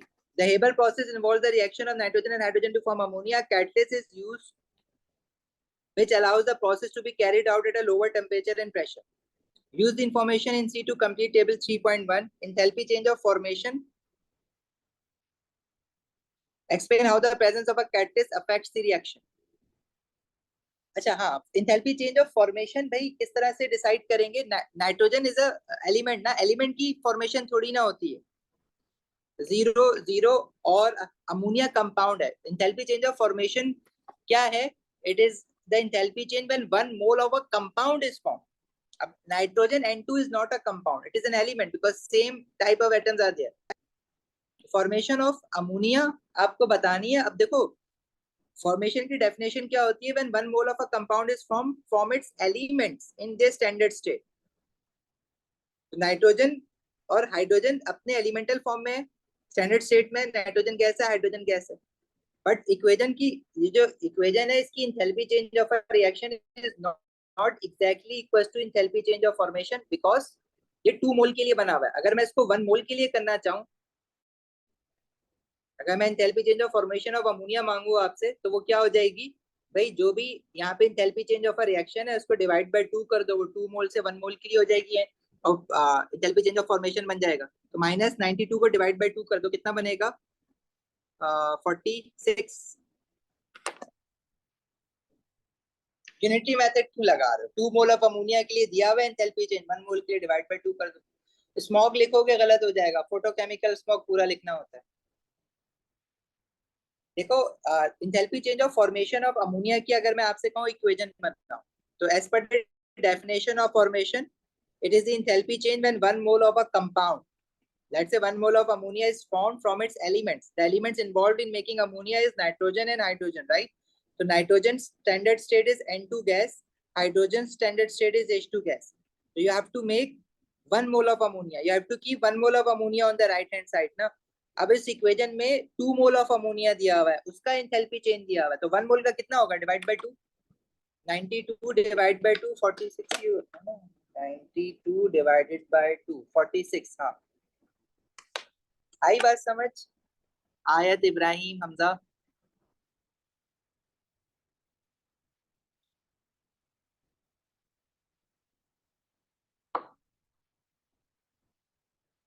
-46 इसलिए कि -92 था ना, वो एक्सो है तो एक्सो ही रहेगा ना।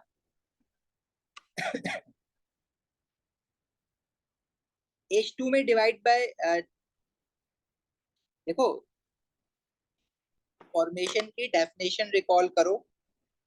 फॉर्मेशन की डेफिनेशन होती है when 1 mole of a compound is formed. तो right now we are asking for the formation of ammonia, formation of hydrogen और नाइट्रोजन की बात थोड़ी ना कर रहे हैं, तो अमोनिया का 1 मोल बनाना है।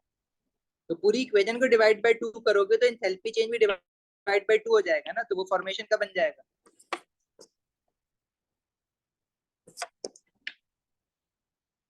ठीक है, आगे कह रहे हैं explain how the presence of a catalyst affects the reaction. Catalyst की डेफिनेशन ही लिखनी है यहाँ पे। Catalyst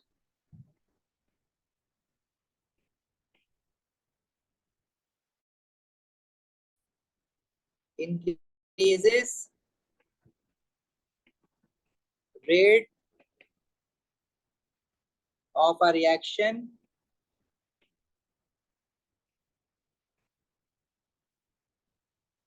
by providing an alternative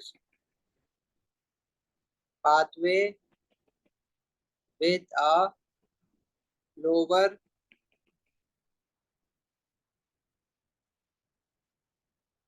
activation energy।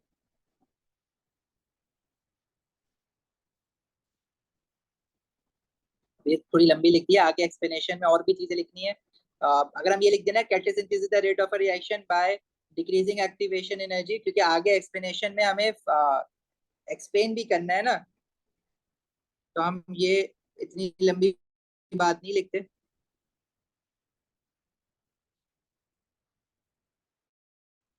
इसको हम इस तरह से लिखते हैं, by decreasing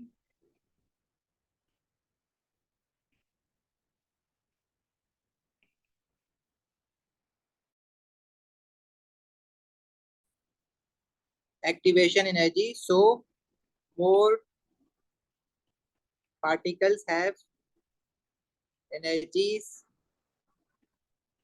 equal or greater than activation energy. Hence, frequency of effective collision increases। ये बात पूरी लिख देना, ठीक है? हम इसमें ना रिस्क नहीं लेंगे, हम पूरा लिखेंगे। बेशक एक क्योंकि यही क्वेश्चन जब 2 मार्क का आएगा ना, तो आप ये पूरी एक्सप्लेनेशन लिखोगे। अब उसने एक्सप्लेन लिख दिया है, सिर्फ 1 मार्क का कर दिया। अब एक्सप्लेन लिख दिया क्योंकि तो मेरी मजबूरी बन गया, मुझे एक्सप्लेन करना है इसको। State and explain the effect, if any, on the rate of the Haber process that the pressure is lower। अब प्रेशर इंक्रीज या डिक्रीज करने से rate of a reaction affect होता है only in those cases where the reactants are in the gaseous state. ठीक है, तो pressure अगर डिक्रीज करोगे तो rate of a reaction will decrease because reactant gases है ना। तो फिर अगेन क्या होगा, जब प्रेशर डिक्रीज करोगे तो particles they will move away from each other and frequency of effective collision will decrease। अब यहाँ पे ये बात देखो 2 मार्क्स की कह रहा है, असल में यहाँ पे ऊपर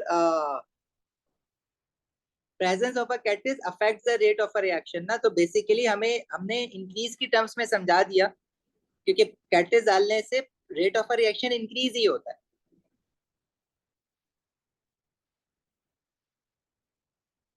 अशर बेटा एक्सप्लेनेशन कह रहे हैं ना, एक्सप्लेन, इसलिए इफेक्टिव कोलिजन मैं लेकर आया हूँ। ठीक है, मुझे पता है इसका 2 मार्क्स होने चाहिए थे इस आंसर के, लेकिन फिर भी आप लिख देना पूरा, कोई चांस नहीं लेना इस तरह के क्वेश्चंस में। State and explain the effect if any on the rate of a Haber process as the pressure is lowered. तो इसमें क्या होगा, rate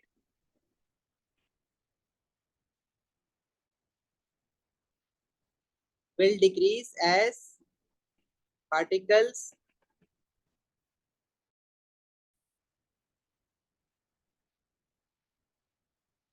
move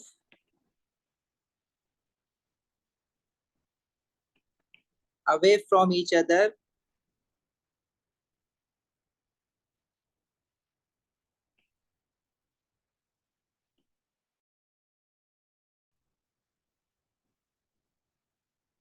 on decreasing pressure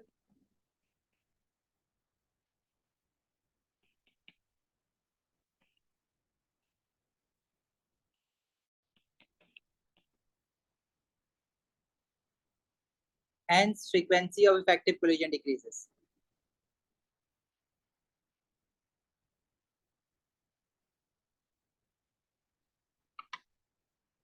नहीं, पोजीशन ऑफ इक्विलिब्रियम की बात तो नहीं कर रहा ना, रेट की बात कर रहा है उसने। देखो जब ही रेट को बोल्ड भी कर दिया, क्योंकि उसको पता है कि बहुत सारे स्टूडेंट जो है ना वो पोजीशन ऑफ इक्विलिब्रियम लिख के आएंगे इसमें।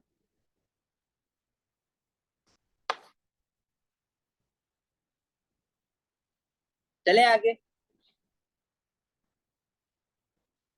The N2F2 molecule has a double covalent bond between two nitrogen atoms. This consists of a sigma and a pi bond. Complete figure 3.2 to show the dot and cross diagram of N2F2। अब देखो दो nitrogen atoms के बीच में वो कह रहा है कि डबल कोवलेंट बॉन्ड बना हुआ है।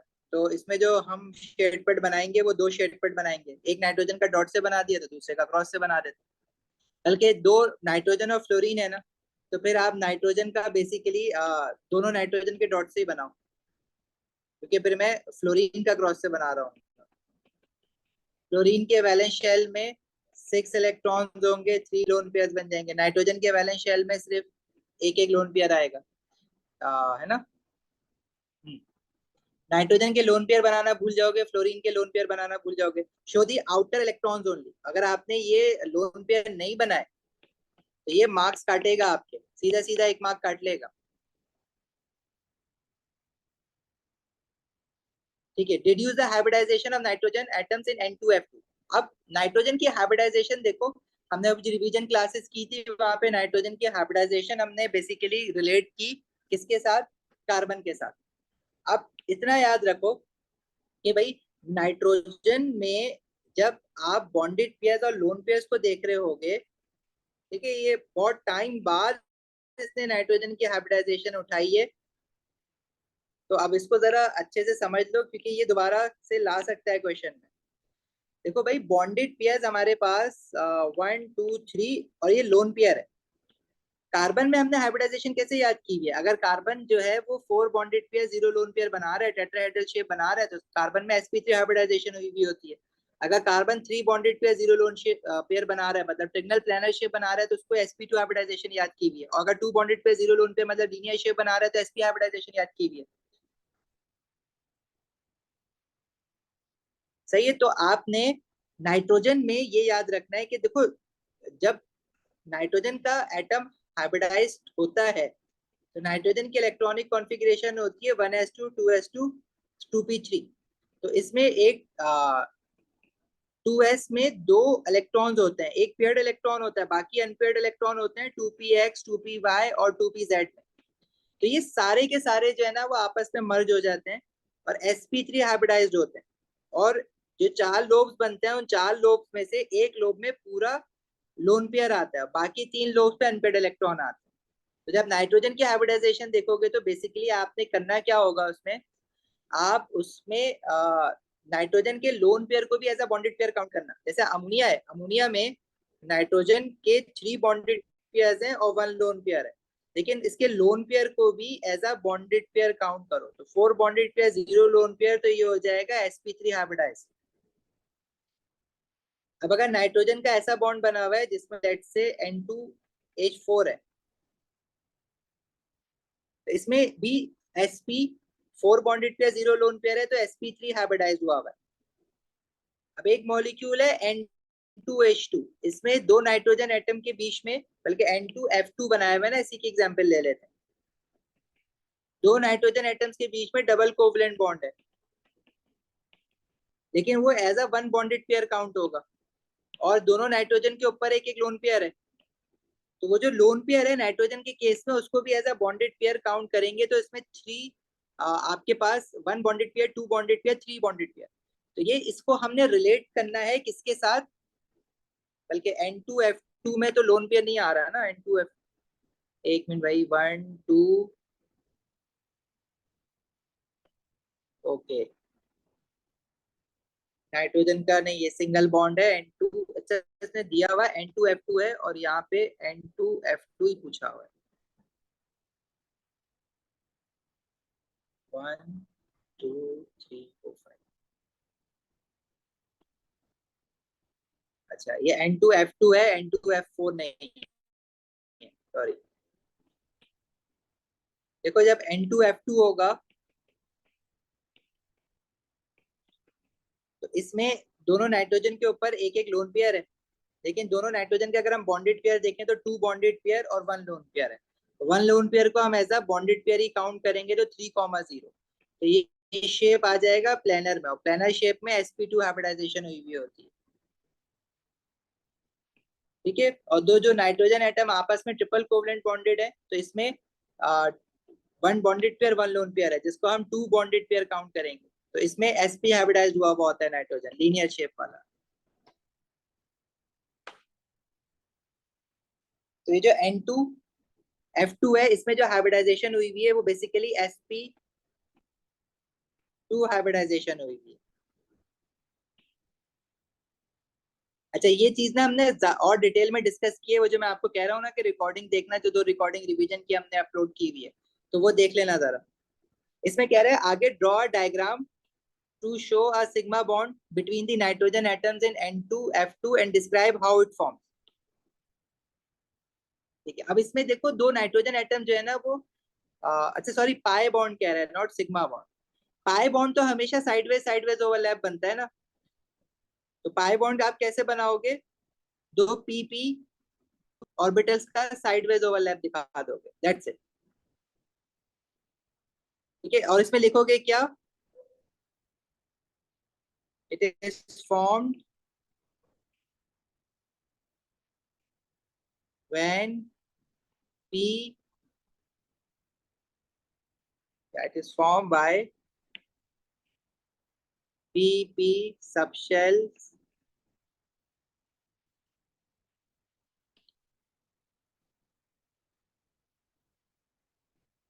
sideways overlap।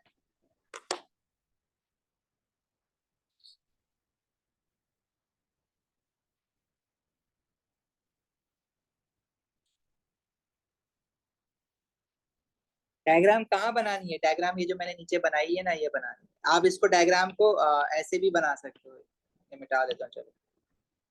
we have two nitrogen atoms here,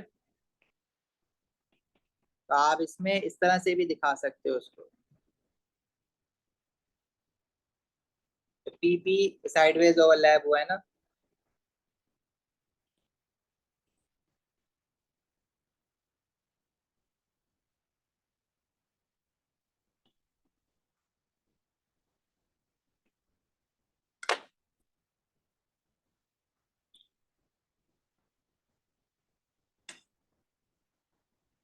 चलिए भाई, आगे बढ़े। एक लास्ट क्वेश्चन बचा होगा इसमें, ऑर्गेनिक का है। रिएक्शन 1 में क्या हो रहा है, हाइड्रोजन ब्रोमाइड डाला है। अब देखो, इसमें मेजर माइनर प्रोडक्ट आ सकता है। ठीक है, रिएक्शन 1 में जो कंडीशन है वो रूम टेम्परेचर पे होता है ये रिएक्शन। फिर पोटेशियम साइनाइड डाला है इथेनॉल, तो नाइट्राइल फॉर्मेशन हुई है। ठीक है, फिर इस नाइट्राइल को एसिड डाल के हीट करेंगे, हीट अंडर रिफ्लक्स, तो ये एक रिएक्शन है हाइड्रोलिसिस ऑफ नाइट्राइल्स। इसमें CN फंक्शनल ग्रुप जो होगा वो कार्बोक्सिलिक एसिड में कन्वर्ट हो जाएगा, जो हो गया है। PQR and S show stereo isomerism. P में जो है वो सिस्ट्रांस होगी। अच्छा, Q जो है वो हमारा जो बनेगा, उसमें कैरल कार्बन बन जाएगा। Q बेसिकली क्या होगा, इसमें ये जो ब्यूटुइन है, इसमें जो कार्बन कार्बन डबल बॉन्ड है, तो दोनों डबल बॉन्डेड कार्बन पे से एक कार्बन पे हाइड्रोजन आ जाएगा और एक कार्बन पे ब्रोमीन आ जाएगा। तो जिस कार्बन पे CN लगा हुआ है उस कार्बन पे ब्रोमीन आएगा, क्योंकि ब्रोमीन को हटा के भी CN लगा है।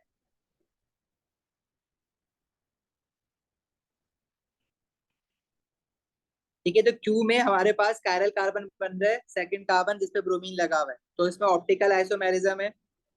अच्छा, वो टिक भी किया हुआ है नीचे क्यू में ऑप्टिकल आइसोमेरिज्म पे। तो फिर पी में सिस्टास आइसोमेरिज्म है। आर में साइनाइड फंक्शनल ग्रुप जिस कार्बन पे लगा हुआ है उस पे भी देखो ये भी कार्बन कायरल बना हुआ है, क्योंकि इसके साथ 4 सिंगल बॉन्ड बने हुए हैं, चारों बॉन्ड पे डिफरेंट चीजें अटैच हुई हुई है। आर में भी जो है वो ऑप्टिकल आइसोमेरिज्म हो रही है। और एस में भी कायरल कार्बन बना हुआ है, जिस कार्बन पे कार्बोक्सिलिक लगा हुआ है उस कार्बन पे भी चारों सिंगल बॉन्ड्स हैं और चारों डिफरेंट चीज अटैच्ड है। तो इसमें भी ऑप्टिकल आइसोमेरिज्म है। सिस ट्रांस तो सिर्फ पहले वाले में ही हो सकती है ना, जिसमें कार्बन कार्बन डबल बॉन्ड होगा।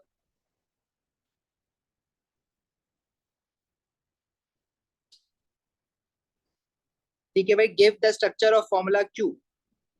क्यू जो है वो हमने बना लिया, स्ट्रक्चर आपने लिखना है। तो आप यहाँ पे एक लाइन दी हुई है, तो आप स्केलेटल या डिस्क्रीट फॉर्मूला तो नहीं बनाओगे, बल्कि स्ट्रक्चर फॉर्मूला लिखोगे ना। It should be CH3 CH, इसमें जब हाइड्रोजन ऐड हो गया तो CH2 CH Br CH3। Name the mechanism for reaction two basically bromine हटा के CN लग रहा है, तो वो सब मैकेनिज्म पूछ रहा है ना, तो सिर्फ सब्स्टिट्यूशन नहीं लिखोगे, पूरा नाम लिखोगे, न्यूक्लियोफिलिक सब्स्टिट्यूशन। और न्यूक्लियोफिलिक सब्स्टिट्यूशन में भी अगर आपसे पूछा जाए आगे, बल्कि लिख दो, क्योंकि ये जो हेलोजिनो एल्केन है ये सेकेंडरी हेलोजिनो एल्केन है, और सेकेंडरी हेलोजिनो एल्केन में न्यूक्लियोफिलिक सब्स्टिट्यूशन जो होती है वो आपके पास प्राइमरी में SN2 होता है, सेकेंडरी में हम बता नहीं सकते, सेकेंडरी में वो खुद बताएगा कि क्या है, टर्शरी में SN1 होता है। तो आप सिर्फ न्यूक्लियोफिलिक सब्स्टिट्यूशन लिख दो। फिर बेटा क्या रिपीट करने के लिए कह रहे हो?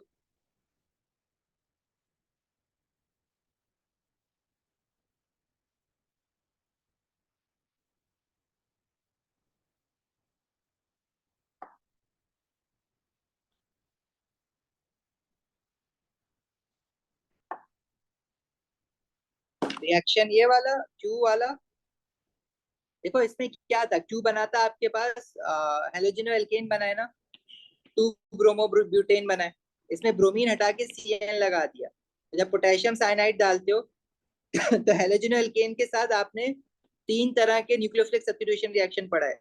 एक्वा सोडियम हाइड्रोक्साइड डाल के, या पोटेशियम साइनाइड डालते हैं इथेनॉल में तो साइनाइड आके लग जाता है, या एक्वा इथेनॉलिक अमोनिया डालते हो तो अमाइन बनता है, NH2 आके लग जाता है। तो ये सारे तीनों nucleophilic substitution reaction mechanism follow करते हैं ना। आ गया याद?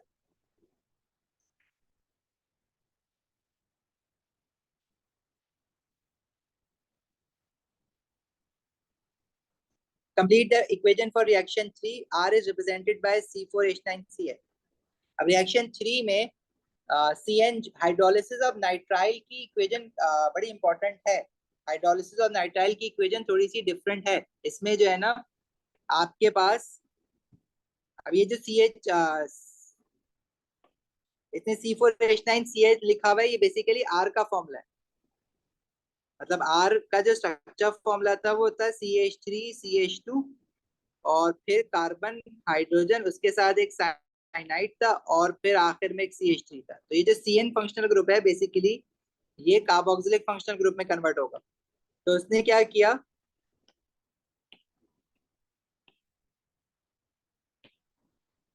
इसने इसका फॉर्मूला ना हमें ऐसे लिख के दे दिया, जो 1 2 3 4 कार्बन है वो अलग करके लिख दिए, और जो साइनाइड है वो अलग करके लिख दिया।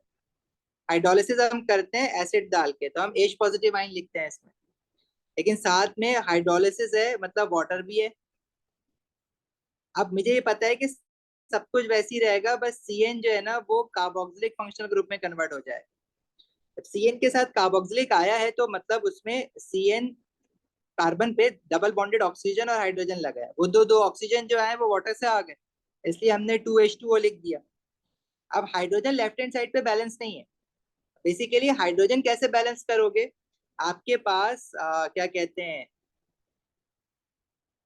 नाइट्रोजन भी तो निकला है ना CN से, एक नाइट्रोजन। और राइट हैंड साइड पे अगर आप हाइड्रोजन देखो तो टोटल हाइड्रोजन ये 9+1 4 10 हाइड्रोजन राइट हैंड साइड पे है। अभी लेफ्ट हैंड साइड पे टोटल हाइड्रोजन कितने हैं? 9 ऑर्गेनिक कंपाउंड के साथ और 4 वाटर के साथ, ये 13 हाइड्रोजन है। 3 हाइड्रोजन का अभी भी बल्कि एक H पॉजिटिव आइन का भी हाइड्रोजन है, तो 14 हाइड्रोजन। 4 हाइड्रोजन का डेफिसिट आ रहा है, तो नाइट्रोजन के साथ NH4 पॉजिटिव आइन बनाओगे तो 4 हाइड्रोजन बैलेंस होंगे ना। और पॉजिटिव आइन इसलिए क्योंकि देखो राइट हैंड साइड पे भी पॉजिटिव वन है और लेफ्ट हैंड साइड पे भी H का पॉजिटिव वन है। ठीक है, अभी उसने क्योंकि हमें हमें उसने ये बताया हुआ नहीं था कि एसिड कौन सा है। अगर एसिड लेट से HCl होता ना, तो फिर हम फाइनल प्रोडक्ट पे अमोनियम आइन नहीं लिखते बल्कि अमोनियम क्लोराइड लिखते, NH4Cl लिखते। ठीक है, जो अमोनियम आइन है वो क्लोराइड आइन के साथ लग जाता फिर। नहीं, इसने मैकेनिज्म पूछा हुआ है ना, तो न्यूक्लियोफिलिक लिखना है हर हाल में। अगर वो टाइप ऑफ रिएक्शन पूछता तो आप सिर्फ सब्स्टिट्यूशन लिख सकते थे, लेकिन जब वो मैकेनिज्म बोलेगा तो न्यूक्लियोफिलिक सब्स्टिट्यूशन लिखोगे वरना गलत हो जाएगा। टाइप ऑफ रिएक्शन में सब्स्टिट्यूशन लिख सकते हो। ओके, पार्ट सी में कह रहा है compound SNT react to form organic compound U which has a single functional group. Figure 4.2 shows some data from the mass spectrum of U. Okay, M peak और M+1 आइन peak दी हुई है। ये भी हमने बहुत थरली रिकॉल किया अभी रिवीजन के सेशंस में। तो भाई वो क्लासेस आपने अगर टाइम हो तो देख लेना, अगर कुछ प्रॉब्लम हो रही हो इनमें से किसी चीज में।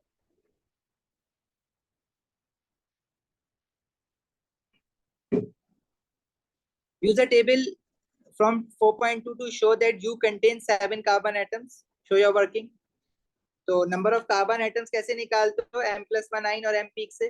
उसका फॉर्मूला याद रखना है आपको, 100/1.1 into percent abundance of M+1 आइन पीक divided by M आइन पीक। M+1 है 0.55 और M आइन पीक है 7.2। बताओगे कितना आ रहा है? 7 आ रहा होगा, डेसिमल में आ रहा होगा कुछ, उसको राउंड ऑफ करके 7 करना होगा।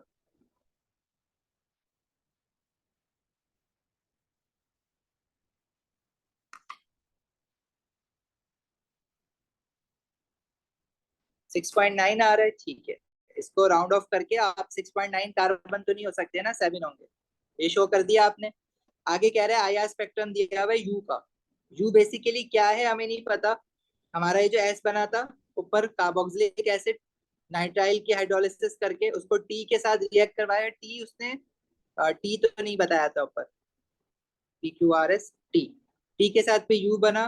क्या किया है उसने वो जरा देखना पड़ेगा। The table 4.2 shows some data from the mass spectrum of U. You जो है उसमें 7 कार्बन है, ये तो समझ आ गया। मतलब 1 2 3 4 5 कार्बन थे एस में, तो 5 6 7 दो कार्बन जो होंगे वो टी में होंगे, तभी तो टोटल कार्बन जो है वो 7 बन रहे हैं।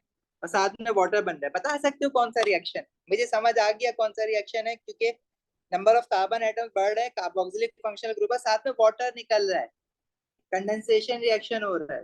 कंडेंसेशन किस चीज की होती है? कार्बोक्सिलिक और अल्कोहल की टू फॉर्म एस्टर्स। तो यू क्या होना चाहिए? एस्टर होना चाहिए, और तो कुछ नहीं बन सकता है इसमें। ठीक है, आगे उसने इंफ्रारेड स्पेक्ट्रम दिया हुआ है यू का और पूछ रहा है use figure 4.2 and 4.3 identify the functional group present in you. Functional group वैसे तो एस्टर है, लेकिन मैं आईआर स्पेक्ट्रम देख के कंफर्म करूंगा। इसमें हमारे पास आईआर स्पेक्ट्रम में पीक्स आ रही है, एक ये आ रही है, ये वाली पीक है 15 16 1700 से थोड़ी सी आगे आ रही है। अब 1700 से थोड़ी सी आगे 1710 या 1720 1710 ले लेते हैं चलो। अच्छा, और एक पीक ये आ रही है। अब ये वाली पीक जो होती है ना वो अगर कार्बोक्सिलिक या अल्कोहलिक फंक्शनल ग्रुप नहीं है तो ये पीक तो सब में ही मिलती है आपको, कार्बन हाइड्रोजन बॉन्ड।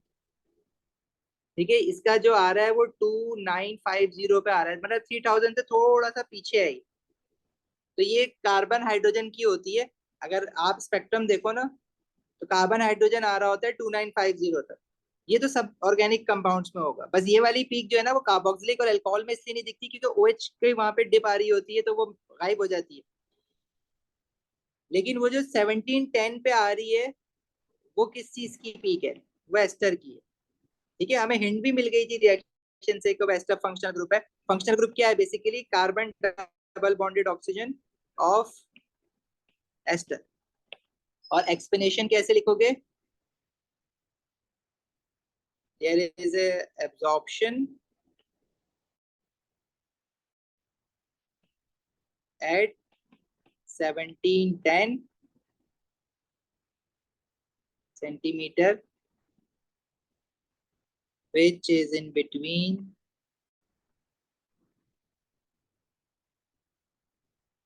1710 till 1750.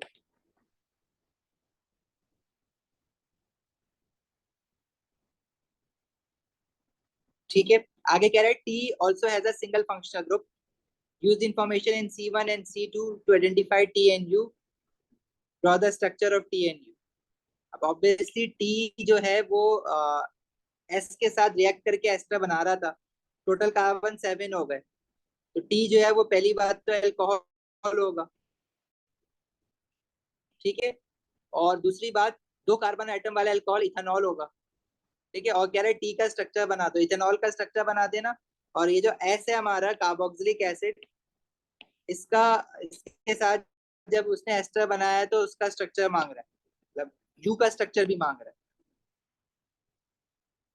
तो टी तो भाई इथेनॉल है, स्ट्रक्चर बोला है ना, तब आपकी मर्जी है, आप इसमें स्ट्रक्चर फॉर्मूला बना दो, डिस्क्रीट फॉर्मूला बना दो, स्केलेटल बना दो। और जो एस्टर बनेगा इसका एस्टर यू जो है, ये तो खैर बहुत आसान सा, कार्बोक्सिलिक फंक्शनल ग्रुप है, अल्कोहल होगा इसके बराबर में, अल्कोहल OH, यहाँ से वाटर निकाल दो।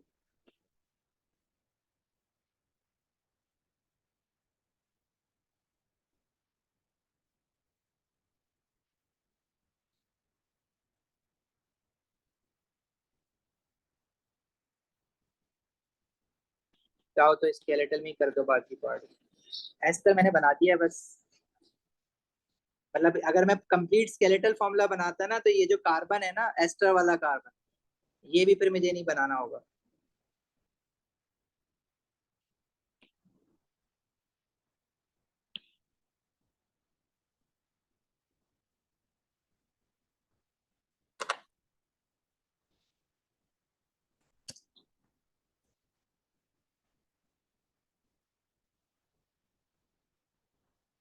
ठीक है भाई, खत्म हो गया पेपर।